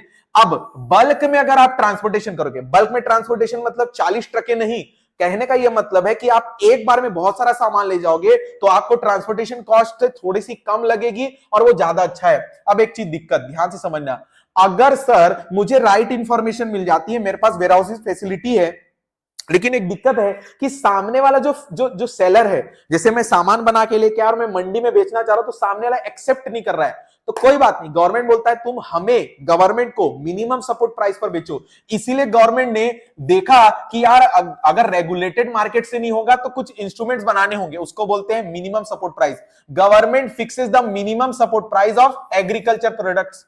इससे क्या होता है, गवर्नमेंट के पास बहुत सारा सप्लाई आता है, जो फार्मर्स सेलर को नहीं बेच पाते सही प्राइस पर, उनको लगता है कि यार एमएसपी पर बेचना ज्यादा बेनिफिशियल है, तो वो गवर्नमेंट को बेचते हैं। गवर्नमेंट को जब बेचते हैं ना, तो भैया बहुत सारा सप्लाई होता है, और उसको आसानी से कहां यूज कर सकते हैं दोस्तों? शॉर्टेज में। और इसकी वजह से ये फायदा ये भी होता है, प्राइस कम हो जाता है, जो लोअर इनकम ग्रुप को बहुत ज्यादा बेनिफिट देता है। अब ध्यान से समझो, अगर आपके पास बहुत सारा सप्लाई आएगा और आप शॉर्टेज में भी यूज कर सकते हो और एक और जगह यूज कर सकते हो, बहुत कम प्राइस पर फेयर प्राइस शॉप खोल के पब्लिक डिस्ट्रीब्यूशन सिस्टम के थ्रू प्रोडक्ट को बहुत लोअर इनकम ग्रुप तक पहुंचाया जा सकता है, क्योंकि सप्लाई तो बहुत हुआ है। एग्रीकल्चर मार्केटिंग में क्या क्या दिक्कत है? सबसे पहला, lack of transportation facility, forced sale, मतलब कम प्राइस पे बेच देना क्योंकि पैसा चाहिए ना मेरे को। लैक ऑफ क्रेडिट फैसिलिटी, जितनी चाहिए उतनी है नहीं। Lack of storage facility, presence of middleman. आगे चलते हैं। अभी हाल ही में, अगर हाल ही में देखोगे तो अलग अलग ऑल्टरनेटिव मार्केटिंग आया है, मतलब गुड्स को खेती से मार्केट तक पहुंचाने के अलग तरीके हैं। पहला अलग तरीका आया है, देखो क्या लिखा है, farmers can increase their income if they, क्या लिखा है, directly sell their produce to consumer, इसको फार्मर्स मार्केट बोलते हैं। अभी मल्टीनेशनल और नेशनल कंपनी जो फास्ट फूड चेन्स होता है, वो बहुत सारा बल्क में फार्मर से खरीद ले रहे हैं और एडवांस में पेमेंट कर दे रहे हैं। इससे फायदा ये होता है कि फार्मर को प्रोक्योरमेंट प्राइस, जो प्रोक्योरमेंट है, बेचने से पहले ही उसको एडवांस में मिल गया, तो वो अपना पूरा जद्दोजहद लगा के, अपनी पूरी लाइफ का मेहनत लगा के उसको उगाता है। थर्ड मोस्ट इंपॉर्टेंट पॉइंट, अगर कहीं मार्केट में वो जो प्रोडक्ट है, अगर कहीं मार्केट में वो प्रोडक्ट गिर भी गया प्राइस से, तो एटलीस्ट उसको श्योरिटी तो है कि भैया मेरे को प्राइस मिलने वाला है, क्योंकि मल्टीनेशनल कंपनी इनको पैसा एडवांस में दे देती है। मल्टीनेशनल कंपनी से बल्क में भी तो लेती है ना, तो आपको लग रहा होगा फार्मर को फायदा हो रहा है, बट ये ज्यादा फायदा मल्टीनेशनल कंपनी को ही है बल्क में लेने का। अब आगे चलते हैं, diversification of agriculture activity. Diversification क्यों करना चाहिए? क्योंकि आप लोग बहुत ज्यादा डिपेंडेंट है, बहुत ज्यादा लोग डिपेंडेंट है एग्रीकल्चर पर, और अगर आप लोग सिर्फ और सिर्फ एग्रीकल्चर पर डिपेंडेंट रह गए तो एक एक्टिविटी पर डिपेंडेंट होने से दिक्कत है कि एग्रीकल्चर से अगर आपको पैसा नहीं मिला तो आप पचक जाओगे। फिर आगे चलते हैं, डाइवर्सिफिकेशन क्यों करना चाहिए। सबसे पहला ये आपको एक्स्ट्रा सप्लीमेंट्री, आपका मेन काम क्या है, एग्रीकल्चर करना। लेकिन आप सिर्फ एग्रीकल्चर करते रह जाओगे तो जिस साल, जिस महीने या जिस भी मौसम में पानी नहीं गिरा तो आप अनएम्प्लॉयड हो गए, आपके घर वाले कुछ खा नहीं पाएंगे, लाइवलीहुड एकदम पचक जाएगा। तो इसीलिए टू प्रोवाइड क्या लिखा है, supplementary gainful employment to enable them higher earning level of income. And third है enable rural people to overcome poverty। भैया मेरे को खेती नहीं आती तो मैं नॉन फार्म एम्प्लॉयमेंट में चले जाऊंगा, मैं 6 महीने करीब खरीफ फसल में मेरा पानी नहीं गिरा, मैं नॉन फार्म एम्प्लॉयमेंट में चले जाऊंगा। टाइप्स ऑफ डाइवर्सिफिकेशन, या तो आप क्रॉप प्रोडक्शन चेंज कर दो या आप अपनी प्रोडक्टिव एक्टिविटी ही चेंज कर दो। क्रॉप प्रोडक्शन क्या होता है, it involves shift from single cropping system to क्या लिखा है, मल्टी क्रॉपिंग सिस्टम। डाइवर्सिफिकेशन में एक और चीज है दोस्तों, क्रॉपिंग पैटर्न भी चेंज करते हैं। Cropping pattern from food grain to कहां चले जाते हैं, कैश क्रॉप। अब एक चीज ध्यान से समझना, जब आप कैश क्रॉप में जा रहे हो ना तो बेसिकली सबसिस्टेंस फार्मिंग से किधर जा रहे हो आप, कमर्शियलाइजेशन की ओर। मल्टी क्रॉपिंग करने का सबसे बड़ा फायदा होता है कि आपकी डिपेंडेंसी एक क्रॉप पर कम रहती है, बल्कि 2-3 क्रॉप से आपको लाइवलीहुड आने वाला है। जैसे एक क्रॉप अगर मार्केट में पचक गया तो दूसरा क्रॉप है, अगर आप एक क्रॉप से लॉस होगा तो दूसरे क्रॉप के प्रॉफिट से आप अपना लाइवलीहुड तो मेंटेन कर लोगे, लाइफ तो चल रहेगी, घर तो चलते रहेगा। आगे diversification of productive activities, as agriculture already overcrowded, वहां पे ज्यादा पोर्शन लोग ऑलरेडी हैं, तो जो लोगों के पास जो एक महीने एक टाइम के लिए साल के अगर वो अनएम्प्लॉयड रहते हैं तो उन लोगों को अडॉप्ट करना चाहिए नॉन फार्म एम्प्लॉयमेंट। ये उन लोगों के लिए एक ऑल्टरनेटिव एवेन्यू है सस्टेनेबल डेवलपमेंट का, उनकी इनकम भी बढ़ेगी। Other linkage sector also get benefited, मतलब ये नॉन फार्म एम्प्लॉयमेंट आपको क्या लग रहा है, जैसे डेयरी प्रोडक्ट होगा तो ट्रांसपोर्टेशन, वर्कर्स, पनीर, घी, कितना सारा अलग अलग बिजनेस एक ही डेयरी प्रोडक्ट से कितना सारा बिजनेस शुरू हो। अगला दोस्तों एम्प्लॉयमेंट चैप्टर शुरू करते हैं। एम्प्लॉयमेंट में सबसे पहले डिस्कस कर रहे हैं अपन लोग meaning of worker is an individual who is involved in some economic activity to earn a living, who is engaged in the process of value addition, Who are included in worker। Sir worker हमें समझ में आ गया कि economic activity में लगा है, लेकिन worker की डेफिनेशन में कौन आएगा, generally believe that people who are paid by an employer are worker, however this is not true, also include self employed worker. भैया क्या कोई अगर किसी को कोई पे कर रहा है वही आदमी बस क्या बोलते हैं वर्कर रहेगा क्या, जो खुद को बिजनेस दे रहा है, जो खुद को इनकम जनरेट करके दे रहा है, जो खुद के रिसोर्सेज से बिजनेस चला रहा है, वो भी एक वर्कर है, self employed worker. It also include those people who remain temporary absent from work due to illness, injury, bad weather, religious function. It also includes those people who help the main worker. Workers may be classified as पहला self employed worker, दूसरा wage hired worker। self employed worker, these are those workers who are engaged in their own business or own profession, uses his own resources। 52.2% workforce India में self employed को belong करता है। ये एक बार percentage देख लेना। In India for both and women, ध्यान रखो ये line, in India for both and women self employed is a major source, ये important line. Hired and wage worker, these worker who work for other, they render their service from others as a reward, उनको wages से salary मिलता है, but do not have any other sources except their own labour. भैया मैं एनएससीसी में काम कर रहा तो मैंने कोई इन्वेस्टमेंट, मैंने कोई रिसोर्सेज नहीं लाया, मैं सिर्फ अपनी स्किल्स लाता हूं, मैं अपना सिर्फ लेबर निक्कू सर को प्रोवाइड कर रहा हूं। They offer their labour service, in return they get wages. There are two types of wage and hired worker, एक रेगुलरली हायर्ड है और एक कैजुअली हायर्ड है। Regular worker, when a worker is engaged by someone or by enterprises paid wages on a regular basis, then such worker is known as regular worker। hired जो permanent basis पे 22.8% है, देख लेना ये, इनको social security benefit मिलेगा। भैया इनको परमानेंट है ना तो लॉयल्टी का थोड़ा सा तो आपको वेजेस ज्यादा मिलने वाला है। कैजुअल वर्कर डेली वेजेस है दोस्तों, not hired by there employer on a regular basis, इनको कोई सोशल सिक्योरिटी बेनिफिट नहीं है। ये हमारे कंट्री में टोटल वर्कफोर्स का 25% कंटेंट करता है। Concept of labour supply, labour force, workforce and unemployment, ध्यान से समझो। Labour supply, it refers to amount of labor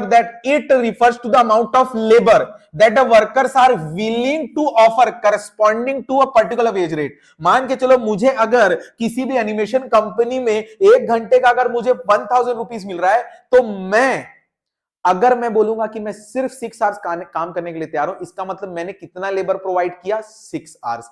किस रेट पर? 1 घंटे 6,000 के हिसाब से। इसका मतलब होता है, इसको बोलते हैं आप कंपनी कितनी मेहनत सप्लाई करना चाह रहे हो। यहां की बात होती है एबिलिटी से ज्यादा कितने आवर्स काम करोगे। ये विलिंग टू वर्क और सप्लाई टू वर्क की बात करता है। लेबर फोर्स जबकि बात करता है नंबर ऑफ वर्कर कितने हैं। अब लेबर फोर्स में आते हैं जो काम कर रहे हैं और दोज हु आर काम करने के लिए रेडी है बट उनको काम नहीं मिल रहा है। वर्क फोर्स मतलब होता है those who are actually working. ध्यान से समझना, workforce does not include unemployed people, those who are actually working. तो वर्कफोर्स का फॉर्मूला क्या हो जाएगा? लेबर फोर्स में से उनको हटा दो जो काम नहीं कर रहे हैं। Unemployed people it refers to situation in which people are willing and able to work, उनको काम नहीं मिल रहा है। अनएम्प्लॉयड पीपल का फॉर्मूला क्या हो जाएगा? Labour force minus workforce.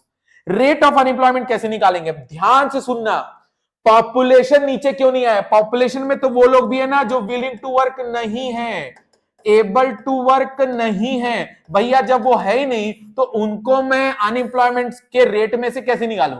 Number of unemployed people divided by size of labour force into 100। आगे चलते हैं, पार्टिसिपेशन रेट। पार्टिसिपेशन मतलब आपको ये रेट बता रहा है कि कंट्री में टोटल पॉपुलेशन का कितना परसेंट वर्कर एंगेज्ड है किसी न किसी इकोनॉमिक एक्टिविटी में। It refers to the proportion of population that actively engaged in the process of production. Workers population ratio लिखा हुआ है workforce divided by total population। अब size of workforce in India को ज्यादा रीड करने की जरूरत नहीं है। आगे चलते हैं दोस्तों, these fact raise two important question which need to be addressed, जो पीछे डेटा दिया है। Why is the bulk of our workforce is rural based? क्योंकि मोस्ट ऑफ दी जो पॉपुलेशन हमारी कंट्री की वो रूरल एरिया में रहती है और रूरल एरिया में मोस्ट ऑफ द पॉपुलेशन क्या कर रहा है दोस्तों? एग्रीकल्चर कर रहा है। देखो क्या लिखा है, it is simply because bulk of the jobs are rural area में मिल रही है, इंप्लाइंग दैट मोर पीपल क्या कर रहे हैं? एग्रीकल्चर में। लेकिन प्रॉब्लम ये है, इतने लोग लगे हुए लेकिन जीडीपी में कंट्रीब्यूशन क्या है? बहुत कम है। Why is the percentage of female workforce lower still in urban area? ध्यान से समझो, फीमेल नंबर की बात नहीं हो रही है, फीमेल वर्कफोर्स की बात हो रही है। क्योंकि अर्बन एरिया में जो वर्कर्स जो फीमेल वर्कर हैं वो वर्क करेंगे कि नहीं, ये फैमिली के ऊपर डिसीजन होता है। दूसरा, वहां पर जो मेल जो घर में जो फैमिली मेंबर में जो मेल है वो इतना तो कमा ले रहे हैं कि घर में और किसी को काम करने की जरूरत नहीं पड़ रही मोस्ट ऑफ द केसेस में। रूरल एरिया में क्या होता है कि जितनी भी फैमिली में मेंबर, एक तो फैमिली मेंबर ज्यादा है ज्वाइंट फैमिली के कारण, अवेयरनेस के कारण, पॉपुलेशन अवेयरनेस ना होने के कारण पॉपुलेशन ज्यादा है। इसकी वजह से मेल अगर नहीं कमा रहा है ना तो फीमेल को भी कमाने के लिए जाना पड़ता है। Rate of participation across rural and urban area, ध्यान से समझना, एक नंबर बेसिस 34.7% टोटल वर्कफोर्स है। इसका मतलब बाकी लोग बहुत ज्यादा डिपेंडेंट है। ओवरऑल इन इंडिया 34.7 पार्टिसिपेट कर रहे हैं, मतलब वर्क में सिर्फ इन लोग कंट्रीब्यूट कर रहे हैं, तो बाकी लोग इन पे क्या हुए? Dependent. High rate of participation but low level of productivity in rural area. हमारे कंट्री में रूरल एरिया में बहुत सारे लोग काम तो कर रहे हैं लेकिन प्रोडक्टिविटी इसलिए कम है क्योंकि वो कन्वेंशनल तरीका यूज कर रहे हैं, उनके पास सही रिसोर्सेज नहीं है, उनके पास सही टेक्नोलॉजी नहीं है और सही इन्वेस्टमेंट करने के लिए फंड नहीं है। इसीलिए रूरल एरिया में इतने लोग लगे हुए हैं लेकिन प्रोडक्टिविटी कम है, अर्बन एरिया में कम लोग लगे हुए हैं लेकिन प्रोडक्टिविटी ज्यादा है। High rate of participation of women in rural area, भैया देखो due to their poor condition womens को रूरल एरिया में काम करना पड़ेगा। In rural area poverty compels women to avoid education and seek, पढ़ाई वढ़ाई तेल लेने की, ये रूरल एरिया की बात हो रही है। इन अर्बन एरिया एजुकेशन को ज्यादा प्रेफरेंस दिया जाता है over job. Higher proportion of male workers, men are able to earn higher income, therefore family discourage किसको दोस्तों? फीमेल मेंबर को, क्या ढूंढने के लिए? जॉब ढूंढने के लिए। बट रूरल एरिया में स्कूल और कॉलेज भेजा नहीं जाता, भैया तू पैसे कमा के लेके आ।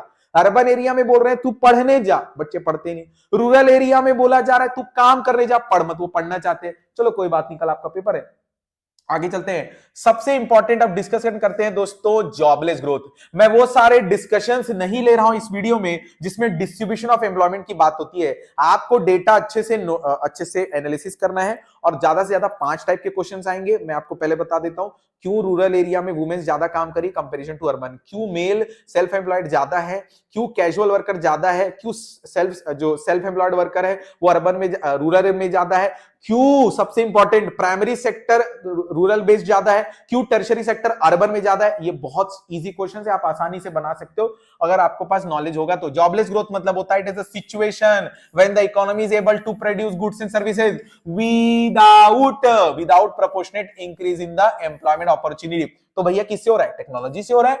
Economy tends to rise due to technology without any increase in the level of employment. It is a situation when there is a overall acceleration in the growth, but acceleration growth rate है but GDP में है, लेकिन at the same time उतना rate का corresponding employment opportunity में नहीं है। Growth rate GDP का है, उसी प्रोपोर्शनेट में अगर आप देखोगे तो एम्प्लॉयमेंट अपॉर्चुनिटी में रेट उतना नहीं है। Why are we relying more on technology, less on employment? Our growth process has been increasingly dominated by क्या लिखा है दोस्तों? MNCs। और ये जो कंपनी रहती है ना, स्पेशलाइज होते हैं प्रोडक्ट डिलीवरी में, और जब MNCs की बात होती है ना तो ये ज्यादा रिलाय करते हैं मशीन मेड गुड्स पर। आगे लिखा है rather than through use of manpower, they rely on technology. The obvious result is that growth is moving faster than the opportunity of job employment। मतलब ये लिखा है कि जितना तेजी से जीडीपी ग्रोथ कर रहा है ना, उस तेजी से एम्प्लॉयमेंट अपॉर्चुनिटी क्रिएट नहीं हो पा रही है। अब बात करते हैं कैजुअलाइजेशन ऑफ वर्कफोर्स। वर्कफोर्स का अगर ज्यादातर परसेंटेज कैजुअल वर्कर्स की तरफ जाए, रेगुलर वर्कर की जगह किसकी तरफ जाए? कैजुअल वर्कर की तरफ, तो उसको बोलते हैं कैजुअलाइजेशन ऑफ वर्कफोर्स। आगे देखते हैं, our workforce is suffering from increasing incidents of casualisation. क्या है reason? Slow growth of employment in organised sector, increase in demand for casual labour. क्योंकि ना कंस्ट्रक्शन साइट और ये जो प्रोडक्शन साइट या फिर ऐसे जहां एरिया है जहां काम खत्म होगा और लेबर को हटाना है, ये काम अभी इंडिया में ज्यादा है, जो कि इंफ्रास्ट्रक्चर के कारण हो रहे हैं। Taking a chance for opportunities, these marginal workers tend to migrate to urban area। अब देखो कैजुअल वर्कर्स क्यों बढ़ते हैं? रूरल एरिया में क्या होता है, ये जो सीजनल और डिस्गाइज अनएम्प्लॉयमेंट के कारण क्या होता है, ये लोग 6 महीने तो खेती में काम करते हैं, बाकी 6 महीने या 4 महीने के लिए अनएम्प्लॉयड हो जाते हैं, तो ये माइग्रेट होते हैं पैसे कमाने के लिए अर्बन एरिया। इनके पास स्किल है नहीं, इनके पास एजुकेशन है नहीं, लेकिन इनको पैसे कमाना है, तो लो पेड वेज रेट पर कहीं भी काम करने के लिए तैयार हो जाते हैं। इसी के कारण कैजुअल वर्कर है। Farmers becoming casual worker due to low scope earning in agriculture activity. Informalization ये आने वाला है दोस्तों, refers to situation whereby proportion of workforce in the informal is increasing comparison to formal sector। formal sector मतलब क्या होता है? all the public and private enterprises जो 10 से ज्यादा लोगों को हायर करते हैं, एम्प्लॉय करते हैं। और इनफॉर्मल मतलब होता है, यहां पर सिर्फ प्राइवेट आ रहा है, वहां पे पब्लिक भी था दोस्तों। इनफॉर्मल में सिर्फ प्राइवेट है जो कम करते हैं 10 वर्कर्स को। डिफरेंस डिस्कस करते हैं। फॉर्मल सेक्टर के वर्कर को क्या बोलेंगे? Organised sector. और इनफॉर्मल सेक्टर को क्या बोलेंगे? Worker who work in unorganised sector. अब बात करते हैं social security benefit.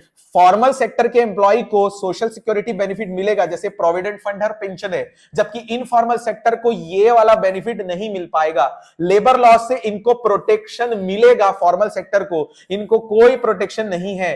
Trade unions ये फॉर्म कर सकते हैं क्योंकि प्रोटेक्शन है ना इनको, इनके पास कोई भी फॉर्मेशन का तरीका नहीं है। अर्निंग्स, ऑब्वियस सी बात है, फॉर्मल सेक्टर को एक तो रेगुलर जॉब भी मिल रही है, एक तो प्रोविडेंट फंड जैसे सोशल सिक्योरिटी बेनिफिट मिल रहा है, तो इन लोग पैसा ज्यादा ही कमाएंगे कंपैरिजन टू क्या दोस्तों? इनफॉर्मल। और लास्ट है, यहां पर सिर्फ और सिर्फ फॉर्मल सेक्टर पूरे वर्कफोर्स का सिर्फ 6% है। मतलब हमारे कंट्री में सिर्फ और सिर्फ 6% लोगों के पास ही सोशल सिक्योरिटी बेनिफिट है, तो ये लोग हो जाते हैं दोस्तों 94%। कौन लोग? इनफॉर्मल सेक्टर में करने वाले काम। आगे चलते हैं, unemployment. It refers to a situation in which people are willing and able to work at existing wage rate। मैं काम करने के लिए तैयार हूं, बट मेरे को काम नहीं मिल रहा है। It should be noted that such people who are not willing to work and not able to work and unemployment का पार्ट नहीं बनेंगे। सबसे पहला टाइप होता है डिस्गाइज एम्प्लॉयमेंट। ज्यादातर ये कहां पाया जाता है दोस्तों? ज्यादातर कहां पाया जाता है? एग्रीकल्चर सेक्टर में। इसका मतलब क्या होता है? जितने लोग एक्चुअली काम कर रहे हैं वो ज्यादा है जितना रिक्वायरमेंट है, तो ये जो एक्स्ट्रा आदमी इसको निकाल भी लोगे ना तो प्रोडक्शन में कोई भी फर्क नहीं पड़ेगा। The most predominant form of unemployment in the agriculture sector of countries like India. The main problem of disguise employment is that all seem to be employed. खेती में हमको लगता है कि सब लोग काम कर रहे हैं, लेकिन वो जो एक्स्ट्रा वर्कर है उनको निकाल भी देंगे ना तो उनकी मार्जिनल प्रोडक्टिविटी 0 है दोस्तों। प्रोडक्शन पे उनके आने या ना आने से कोई फर्क नहीं पड़ेगा। Causes of disguise unemployment, lack of job opportunity outside the agriculture. तो मेरे को एग्रीकल्चर के कुछ अलावा आता ही नहीं, तो मैं घर में जो खेती कर रहे हैं उन्हीं के साथ काम करूंगा। मेरे को कुछ आता ही नहीं, तो अगर खेती में काम नहीं भी है तो भी मैं वहां जाके बैठूंगा। फिर लिखा है with increase in size of family per person holding size continues to reduce. भैया हमारे घर में 5 लोग थे, अब 15 लोग हो गए। लैंड तो उतनी ही है ना दोस्तों, 1 एकड़ ही है ना। तो पहले 5 लोग एकड़ संभाल रहे थे, अब 15 लोग 1 एकड़ संभाल रहे हैं। तो पर एकड़ पर पर्सन जो एकड़ की जो लैंड का जो प्रपोर्शन आ रहा है वो कम आ रहा है। फिर क्या लिखा है, on account of joint family system farming families continues to working on family land. Seasonal employment, seasonal employment भैया एग्रीकल्चर होता है जब आप सर्टेन सीजन के लिए काम पे रहते हो और सर्टेन सीजन के लिए काम से बाहर हो जाते हो। In India seasonal employment is predominantly associated with the, क्या लिखा है, agriculture. Work is seasonal, there is no employment opportunity in the village. कब दोस्तों, ऑल मंथ्स। गांव में ऐसा होता है कि पूरे टाइम भर इनको एम्प्लॉयमेंट नहीं मिलता, तो जब ये अनएम्प्लॉयड हो जाते हैं तो ये माइग्रेट हो जाते हैं कहां पर, अर्बन एरिया में। क्या लिखा है, volume of seasonal unemployment depends upon the condition and methods of cultivation. हाँ ऑब्वियस बात है, अगर पानी का टेंशन नहीं है तो वो अनएम्प्लॉयड नहीं होगा, लेकिन अगर मानसून पे डिपेंडेंट है, हम लोग मेथड ही ये यूज कर रहे हैं अगर उस गांव में कि पानी आएगा तभी मेरा बिजनेस या मेरी खेती चालू होगी, तो फिर तो मैं पचक गया, मैं 6 महीने खाली रहने वाला। Open employment, it refers to that economic phenomenon in which persons are able to work and willing to work at the prevailing wage rate but fail to get work। तो सर डिसगाइज्ड और open employment में क्या difference हो गया, ध्यान से समझना। Open employment is different from disguised employment. In case of open, बंदा आइडल है, काम ही नहीं कर रहा। whereas in case of a disguised, worker appear to be working but do not seem to be idle। वहां पर ओपन एम्प्लॉयमेंट में वो ठला बैठा है, यहां पर वो आपको लग रहा है लेकिन वो काम तो कर रहा है कम से कम, भले ही कंट्रीब्यूशन टू वर्क या फार्मिंग लैंड में जो प्रोडक्शन का कंट्रीब्यूशन है उसके कारण 0 है। आगे चलते हैं दोस्तों, अगला पार्ट डिस्कस करते हैं, चैप्टर नंबर एनवायरमेंट चैप्टर शुरू करते हैं। एनवायरमेंट में सबसे ज्यादा इंपॉर्टेंट पार्ट है सस्टेनेबल डेवलपमेंट। एनवायरमेंट में देखो क्या लिखा है, it defined the total planetary inheritance. जो हमने नहीं बनाया, ये प्लानेट हमने नहीं बनाया, हमें पिछले जो पूर्वज है उनको मिला था, तो हमें भी इनहेरिटेंस में मिला है। आगे चलते हैं, टोटलिटी ऑफ ऑल रिसोर्सेज, अपने आसपास जितनी भी चीजें उनको एनवायरमेंट बोलते हैं, बचपन में आपने पढ़ा है। Environment is the sum of total external forces which surround us, it includes biotic and abiotic. Biotic बोले तो भैया लिविंग एलिमेंट्स, एबायोटिक बोले तो नॉन लिविंग एलिमेंट्स। अब बात करते हैं फंक्शंस और एनवायरमेंट के सिग्निफिकेंस। एनवायरमेंट हमें क्या दे रहा है, सबसे पहला सबसे सिंपल लॉजिक, वो हमें रिसोर्सेज लाके देता है। Resources produce and provided by environment are used as a input. Renewable resources देता है, नॉन रिन्यूएबल मतलब जो कि विदाउट पॉसिबिलिटी ऑफ एक्सटिंक्ट है, और नॉन रिन्यूएबल मतलब जो कि एग्जॉस्ट हो सकते हैं या फिर बहुत ज्यादा एक्सट्रैक्ट किया गया तो एक्सटिंक्ट हो सकते हैं। एनवायरमेंट हमारी लाइफ को सस्टेन करता है। Some basic necessities of life that is sun, soil, water, air are part of environment. अगर ये नहीं रहेगा ना तो जीवन रहेगा ही नहीं। जीवन जीने की इच्छा की बात नहीं हो रही है, जीवन ही नहीं रहेगा दोस्तों, वो तो अच्छा चलो आगे चलते हैं। Environment enhances quality of life. Surrounding include rivers, ocean, mountains. Basically हरियाली दोस्तों। मैन वुमेन ऑल्सो एंजॉयज, ठीक है, man women also enjoys the surroundings, help in improving quality of life. Environment assimilate waste, जो भी आप कचरा फेंकते हैं ना, एनवायरमेंट उसको हाथों हाथ ले लेता है, ठीक है। Process of production and consumption activity generate a lot of wastage which is absorbed by, क्या लिखा है, environment. The environment is able to perform, भैया देखो ऊपर के जो 4 फंक्शन है वो अच्छे से परफॉर्म करने के लिए एनवायरमेंट तैयार है। एनवायरमेंट क्या बोल रहा है, मैं ये 4 फंक्शन आप लोगों के लिए अच्छे से करके दूंगा, लाइफ, रिसोर्सेज, सस्टेन लाइफ सब करके दूंगा, कचरा भी मैं एक्सेप्ट करूंगा। दिक्कत एक है, औकात से बाहर कर कचरा और औकात से बाहर मेरे ऊपर बर्डन नहीं आना चाहिए, और औकात से बाहर रिसोर्स का एक्सट्रैक्शन मत करना। तो रिसोर्सेज एनवायरमेंट बोल रहा है, environment is able to perform this function without any interruption. जब तक the environment is able to perform these functions without any interruption as long as demand on these functions is within its carrying capacity। अगर भैया मान के चलो हमें मान के चलो हमें वाटर चाहिए, हमें फूड चाहिए, हमें वुड चाहिए, हमें मान के चलो फायरवुड चाहिए, इनकी डिमांड अगर आप लोग इनके सप्लाई से ज्यादा करोगे ना तो कैरिंग कैपेसिटी से बाहर होगा और एनवायरमेंट फंक्शन प्रोवाइड नहीं कर पाएगा। तो सिर्फ कैरिंग कैपेसिटी मतलब होता है resource extraction should remain below the rate of resource regeneration, generation of waste should remain within the absorption capacity.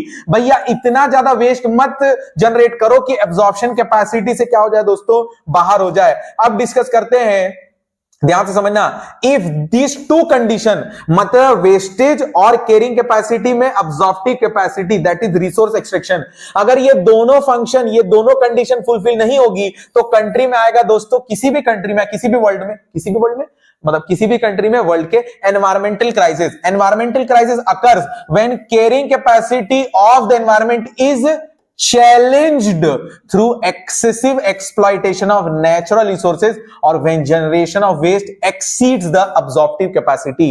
अब भैया एनवायरमेंटल क्राइसिस होने का देखो, वो फंक्शन प्रोवाइड नहीं कर पा रही है मतलब कैरिंग कैपेसिटी से बाहर हुआ, और कैरिंग कैपेसिटी से बाहर क्यों हुआ, ये रीजन है सबसे पहला population explosion। Population explosion has caused substantial conversion of forest land into industrial residential building। तो पॉपुलेशन ऑन जो लैंड है वो सब्सटैंशियली इंक्रीज हो चुका है। वाइड स्प्रेड पॉवर्टी, जो पुअर पीपल है वो लाइवलीहुड के लिए उनको काउ डंक चाहिए या फिर उनको फायरवुड चाहिए। काय के लिए, ध्यान से समझो, poor people cut trees for fuel wood which they sell to earn their livelihood. This cause natural resources का extraction. Increasing urbanisation, it has resulted in increasing demand for land and excessive exploitation of other natural resources. Rapid industrialisation has to contributed to the, देखो क्या लिखा है, air water and noise pollution. Industrial smoke is a serious pollutant. आगे चलते हैं, extinction of many resources continues to rise in population also resulted in crisis। अब ध्यान से समझो क्या लिखा है, extinction of many resources and continuous rise in population has also resulted in crisis। The expenditure on health also rising। आप corona में देख लिए, global environmental issues such as a global warming and ozone depletion also contribute to the increased financial resources। लेकिन देखो environmental degradation का reason क्या है, वो है reversal of supply demand relation। आज से 100 साल पहले इन पास्ट जो डिमांड थी ना रिसोर्सेज की, वो कम थी और सप्लाई ज्यादा था, इसलिए जो फंक्शन की क्वालिटी थी जो एनवायरमेंट प्रोवाइड कर रहा था वो ज्यादा था।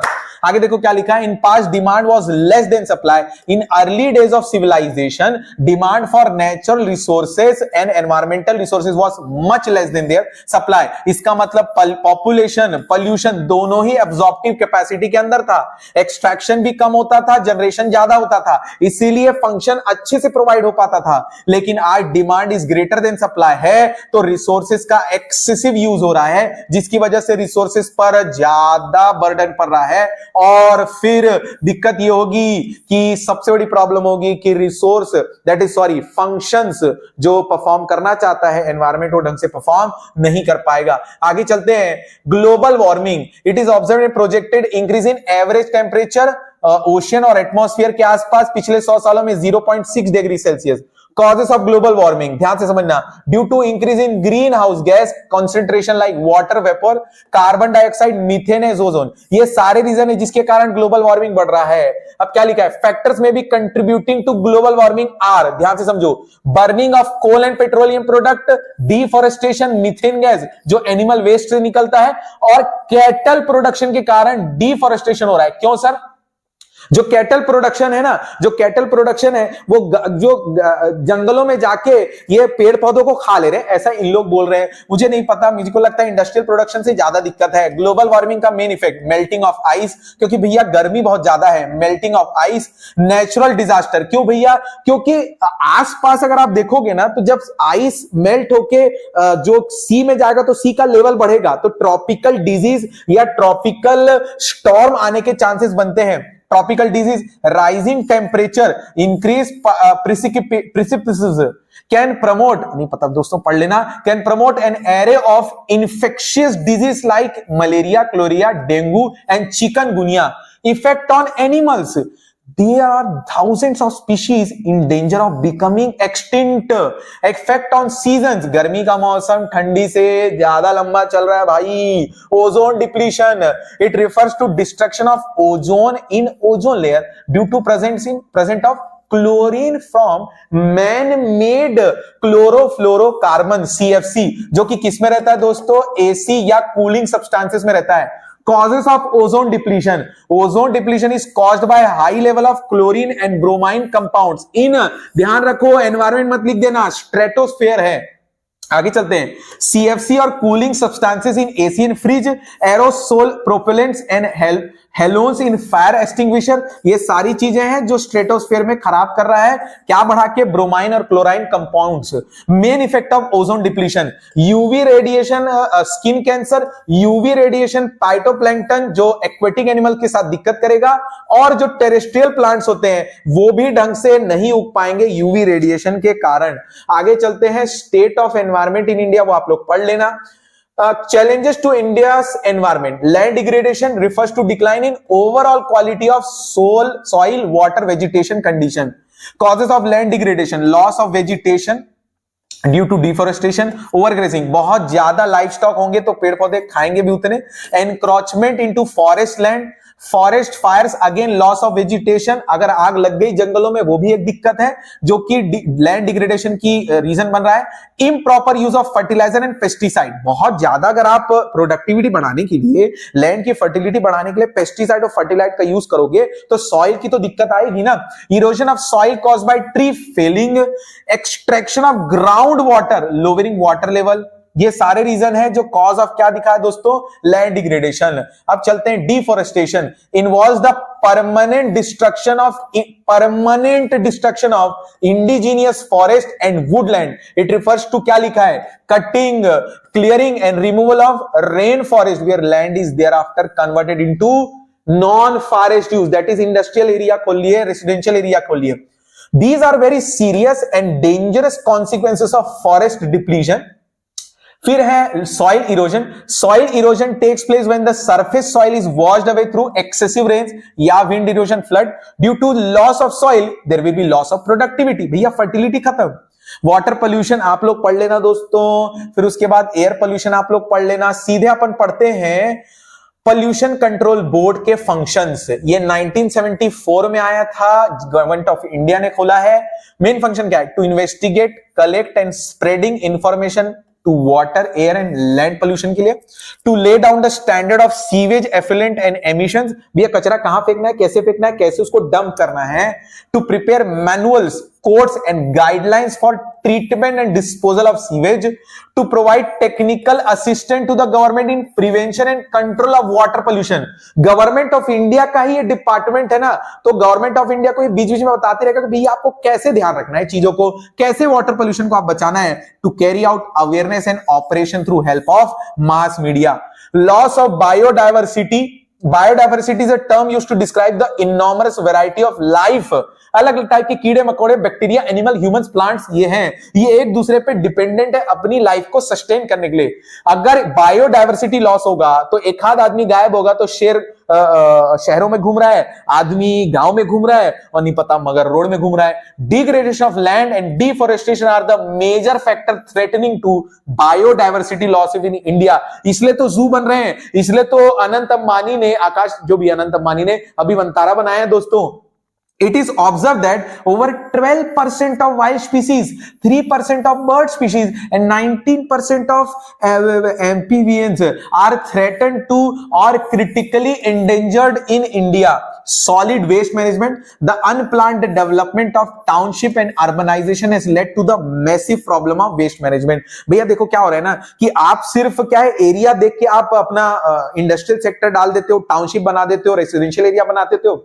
ये नहीं सोचते कि वहां से जो वेस्ट निकलेगा वो अब्सॉर्ब कर पाएगा कि नहीं एनवायरमेंट. यहां का एनवायरमेंट ऐसा तो नहीं है जिसके कारण रिसोर्सेज बहुत ज्यादा डिप्लीट हो जाएंगे.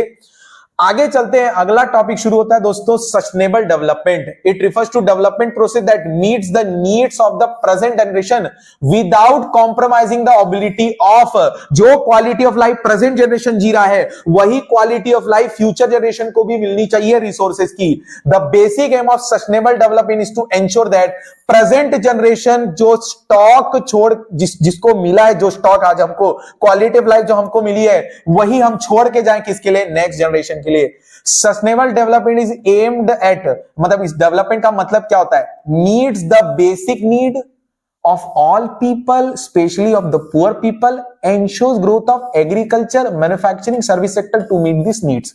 अब सस्टेनेबल डेवलपमेंट का मेन एम क्या है, sustainable and equitable use of resources to meet the needs of the present and future generation, to prevent further damage to our life support system, and क्या लिखा है, biodiversity और other resources को loss नहीं पहुंचना चाहिए।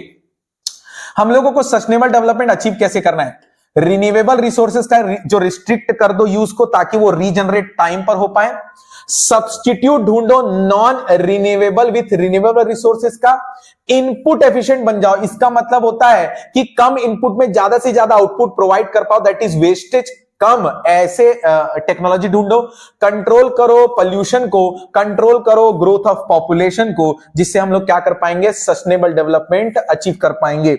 आगे चलते हैं दोस्तों, सबसे इंपॉर्टेंट डिस्कशन ये क्वेश्चन आने वाला है, strategies for sustainable development, use of non conventional source of energy. Non conventional, conventional मतलब होता है थर्मल, ठीक है, थर्मल ये कन्वेंशनल है, नॉन कन्वेंशनल हो जाता है सोलार और विंड एनर्जी, ठीक है। India is hugely depend upon thermal and hydro power plants, ठीक है, but these resources have adverse impact. India should focus on generating power from solar energy and wind energy, which are more greener source. India is naturally endowed with a large quantity of solar energy. तो solar energy use करो ना, इसमें एक word याद करो, with the help of photovoltaic cells, solar energy can be converted into electricity. Although there is an initial cost. देखो solar energy और wind energy के इंडस्ट्री में या इनको एज अ एनर्जी का रिसोर्स बनाने में जो इनिशियल इन्वेस्टमेंट खर्चा लगेगा वो बहुत ह्यूज है, तो करे ना गवर्नमेंट खर्चा करे ना भैया, कंट्री को बचाना है कि नहीं एनवायरमेंट के पॉइंट ऑफ व्यू से। Use of cleaner fuels in rural area, ज्यादातर जो लोग है ना non commercial source of energy use करते हैं, that is wood, dung cake और other biomass as a their fuels. इसके अलग अलग अदर इंप्लीकेशंस है नेगेटिव, जिसमें एयर पोल्यूशन आता है, जिसमें डिफॉरेस्टेशन आता है। हम लोग इन लोग को बोलेंगे कि भैया एलपीजी यूज करो और गोबर गैस यूज करो ताकि ये ज्यादा क्लीनर फ्यूल्स है। इन अर्बन एरिया तो एलपीजी यूज हो ही रहा है, हम उनको बोल सकते हैं कि पब्लिक ट्रांसपोर्ट में या फिर जो लोग ट्रांसपोर्ट यूज करते हैं उसमें सीएनजी का प्रयोग करें। Establishment of mini hydel plants, जहां माउंटेन रीजन है, जहां ऊपर से पानी हर समय गिरते रहता है, वो ऑलमोस्ट ऐसे एरिया में मिल जाएगा, वहां पर छोटे पैमाने पर ही इलेक्ट्रिसिटी जनरेट हो पाएगा। मैं मानता हूं कि उस एरिया के लोगों को ही इलेक्ट्रिसिटी जनरेट हो पाएगा, ज्यादा जनरेट नहीं कर सकते क्योंकि लेस एक्सपेंसिव है और छोटा ही कम मेगावाट ही जनरेट हो पाएगा। Use of bio compost, use of chemical fertilizer to increase the agriculture production हो रहा है, has not only adversely affected the large area of productive land, और पानी भी खराब। तो use of chemical fertilizer, demand for irrigation has been going up. भैया जब आप फर्टिलाइजर यूज करते हो तो बहुत अच्छी बात है, उसके साथ एक दिक्कत भी है कि केमिकल फर्टिलाइजर के लिए ना पानी की बहुत ज्यादा जरूरत पड़ती है। With the rise in demand for organic food, farmers have again started using biocompost. Biocomposting refers to the process of converting organic waste, organic manure, जो खेती से जो कचरा निकलता है ना उसको ऑर्गेनिक मैन्योर बनाकर आप उसको एज अ फर्टिलाइजर यूज करो ताकि आप प्रोडक्शन करने के लिए लैंड की फर्टिलिटी मेंटेन कर सके। कंट्रोल ऑफ बायोपेस्ट, ये जो पेस्टिसाइड होता है ना उसके अगेंस्ट में आया है। The chemical pesticide pollute food products, soil, water bodies and even ground water.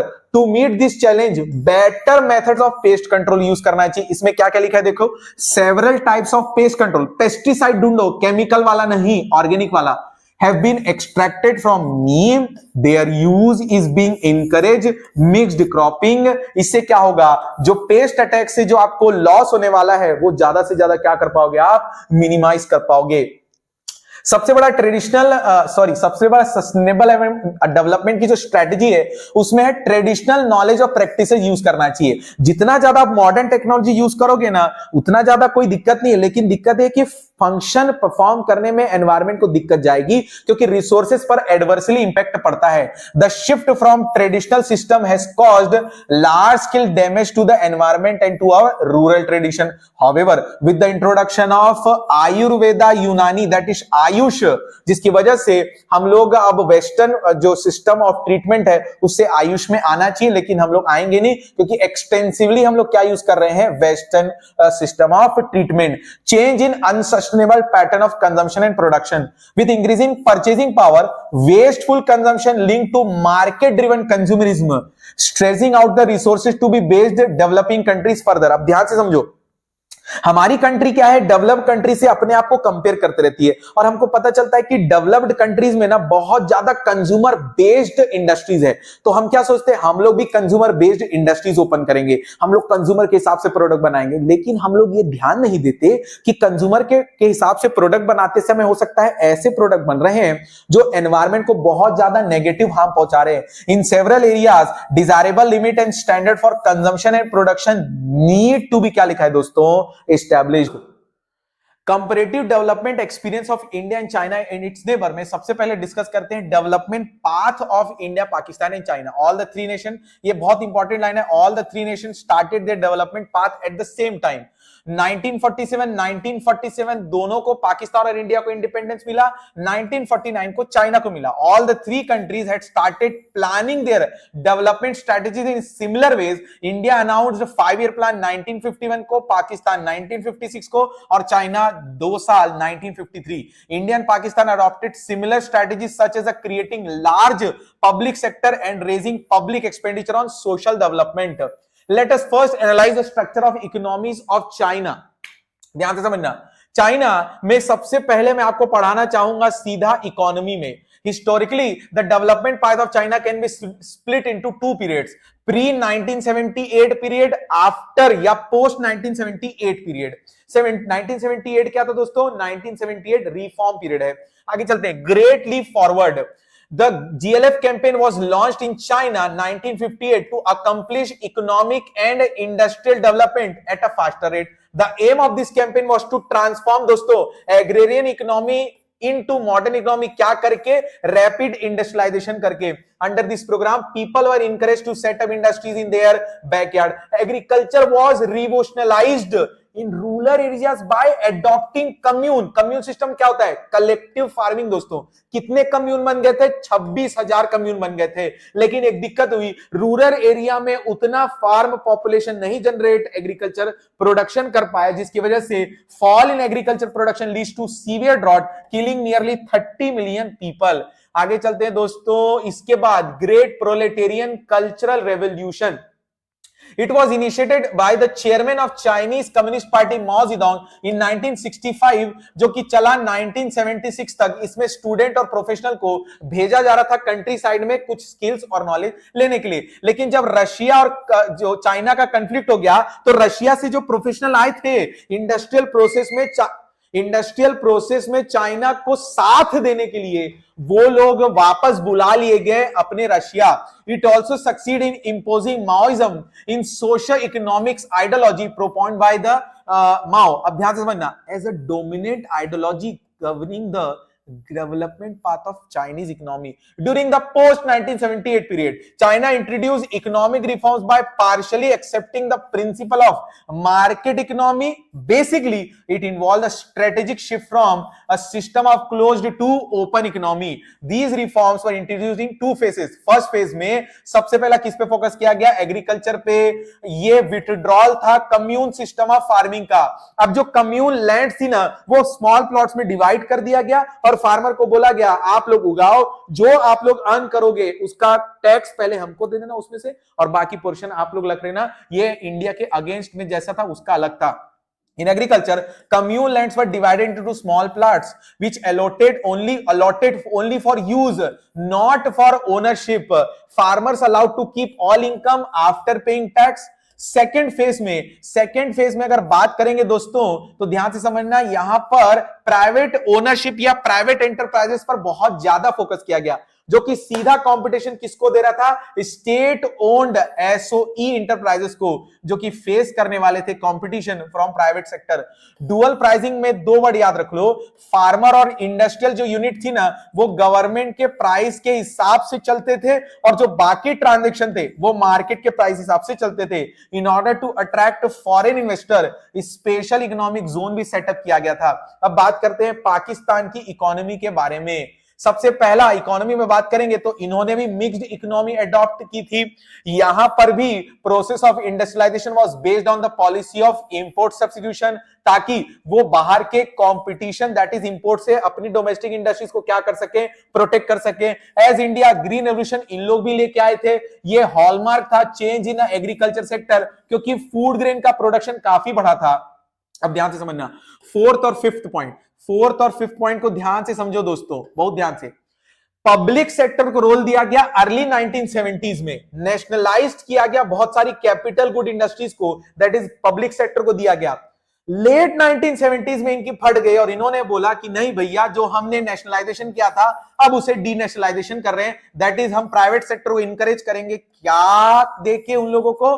बहुत सारे। सर ये क्यों कर रहे हैं? इंडस्ट्रीज पहले सेटअप कौन कर रहा था? गवर्नमेंट।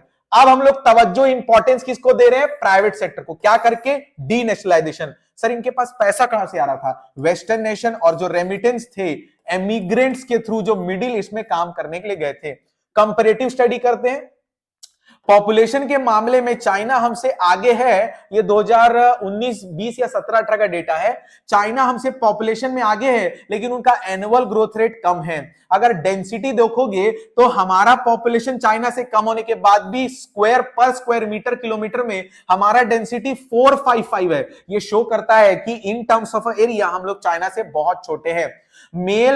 जो मेल को प्रेफरेंस मिल रहा है ओवर फीमेल, इसलिए पर 1000 मेल के लिए सिर्फ 924 फीमेल अवेलेबल है। इसका मतलब इंडिया में सोशल बैकवर्डनेस शो हो रहा है। फर्टिलिटी चाइना की सबसे कम है 1.7। ये शो करता है 1979 में जो वन चाइल्ड पॉलिसी आई थी, इसके बारे में जरूर आप लोग नॉलेज ले लेना, केस स्टडी में इसको इंसर्ट किया जा सकता है। लेकिन अर्बनाइजेशन में वो सबसे ज्यादा आगे है दोस्तों। आगे चलते हैं अपन लोग किसके बारे में? India China together are the habit of nearly 38% of world total population. अब ध्यान समझो, जियोग्राफिकल एरिया की वजह से डेंसिटी ऑफ पॉपुलेशन इंडिया में बहुत ज्यादा है, फिर पाकिस्तान में, और सबसे कम किसमें? चाइना में, क्योंकि एरिया बड़ा है। अब आगे चलते हैं ग्रोथ इंडिकेटर। इंडिया 1980 टू 1990 में 5.7% था, जो कि बढ़ के 7.3% हुआ। ये जीडीपी में कंट्रीब्यूशन की बात हो रही है, सेक्टर वाइज नहीं, टोटल जीडीपी में कंट्रीब्यूशन, क्योंकि सर्विस सेक्टर बहुत ज्यादा आ गया है। चाइना डबल डिजिट से सिंगल डिजिट में आ चुका है, और पाकिस्तान भी फिर से स्लो ग्रोथ ऑफ पाकिस्तान चल रहा है। अब ध्यान से समझो क्या लिखा है, स्लो ग्रोथ के लिए चाइना के रीजंस क्या है? Slow growth in the global economies has lowered the demand for Chinese product. क्या हुआ, जो यूरोपियन कंट्रीज है ना, उन्होंने चाइना के प्रोडक्ट को अपोजिशन या अपोज करना चालू किया, प्रोटेस्ट करना, जिससे चाइनीज प्रोडक्ट की डिमांड इंटरनेशनल मार्केट में कम हो गई। Growth of domestic demand China वो भी नीचे चले जाने लग गई। इसका मतलब राइजिंग प्रोपेंसिटी टू सेव बढ़ रहा था, लोग खर्च ही नहीं करना चाह रहे हैं, क्योंकि जो चाइनीज प्रोडक्ट है उनकी डिमांड है नहीं, जिसके कारण जीडीपी भी धीरे धीरे कम होने लग गया। Chinese people are now exploring high wage opportunities of employment, it leading to massive migration of skilled labor to the rest of the world. ये देख रहे हैं कि स्लो ग्रोथ क्यों चल रहा है। Chinese government is battling with the problem of environmental degradation. High growth है जीडीपी में, लेकिन उनके पेंडेमिक या एनवायरमेंटल इश्यूज बहुत ज्यादा चल रहे हैं। Reason for slow down of economic growth in Pakistan, domestic investment as well as FDI has started shrinking. मतलब पाकिस्तान के खुद रहने वाले लोग भी पैसा नहीं लगा रहे, एज वेल एज बाहर से भी पैसा नहीं आ रहा है। करप्शन एंड पॉलिटिकल इंस्टेबिलिटी ने इनके कंट्री के इकोनॉमिक जो स्टैग्नेशन है उसको बढ़ा दिया है। The average annual growth rate of GDP has slumped up to 3.75% owing to slow GDP growth, consequently low level of income. Pakistan economy has almost sunk into low income, low growth. आगे चलते हैं अब ये आप लोगों को read करना है अच्छे से। मैं जो वीडियो डाला है मैंने ट्रेंड एनालिसिस, उसमें ये मैं समझा दिया हूं, इसको ज्यादा टेंशन मत लेना। कंपैरिजन करना है। ह्यूमन डेवलपमेंट इंडेक्स, ये study of human development index में ध्यान से समझो, हमारा जो रैंक है, जो इंडिया का रैंक है वो 130 है, पाकिस्तान का 154 है और चाइना का 87 है। Life expectancy refers to average number of years which people are expected to live. Highest life expectancy जो है चाइना की है। Mean years of schooling China की 8.1% है, इंडिया की 6.5 और पाकिस्तान की 5.2। आगे चलते हैं। Maternal mortality rate, both India and Pakistan not been able to save women from maternal mortality that is death during the pregnancy.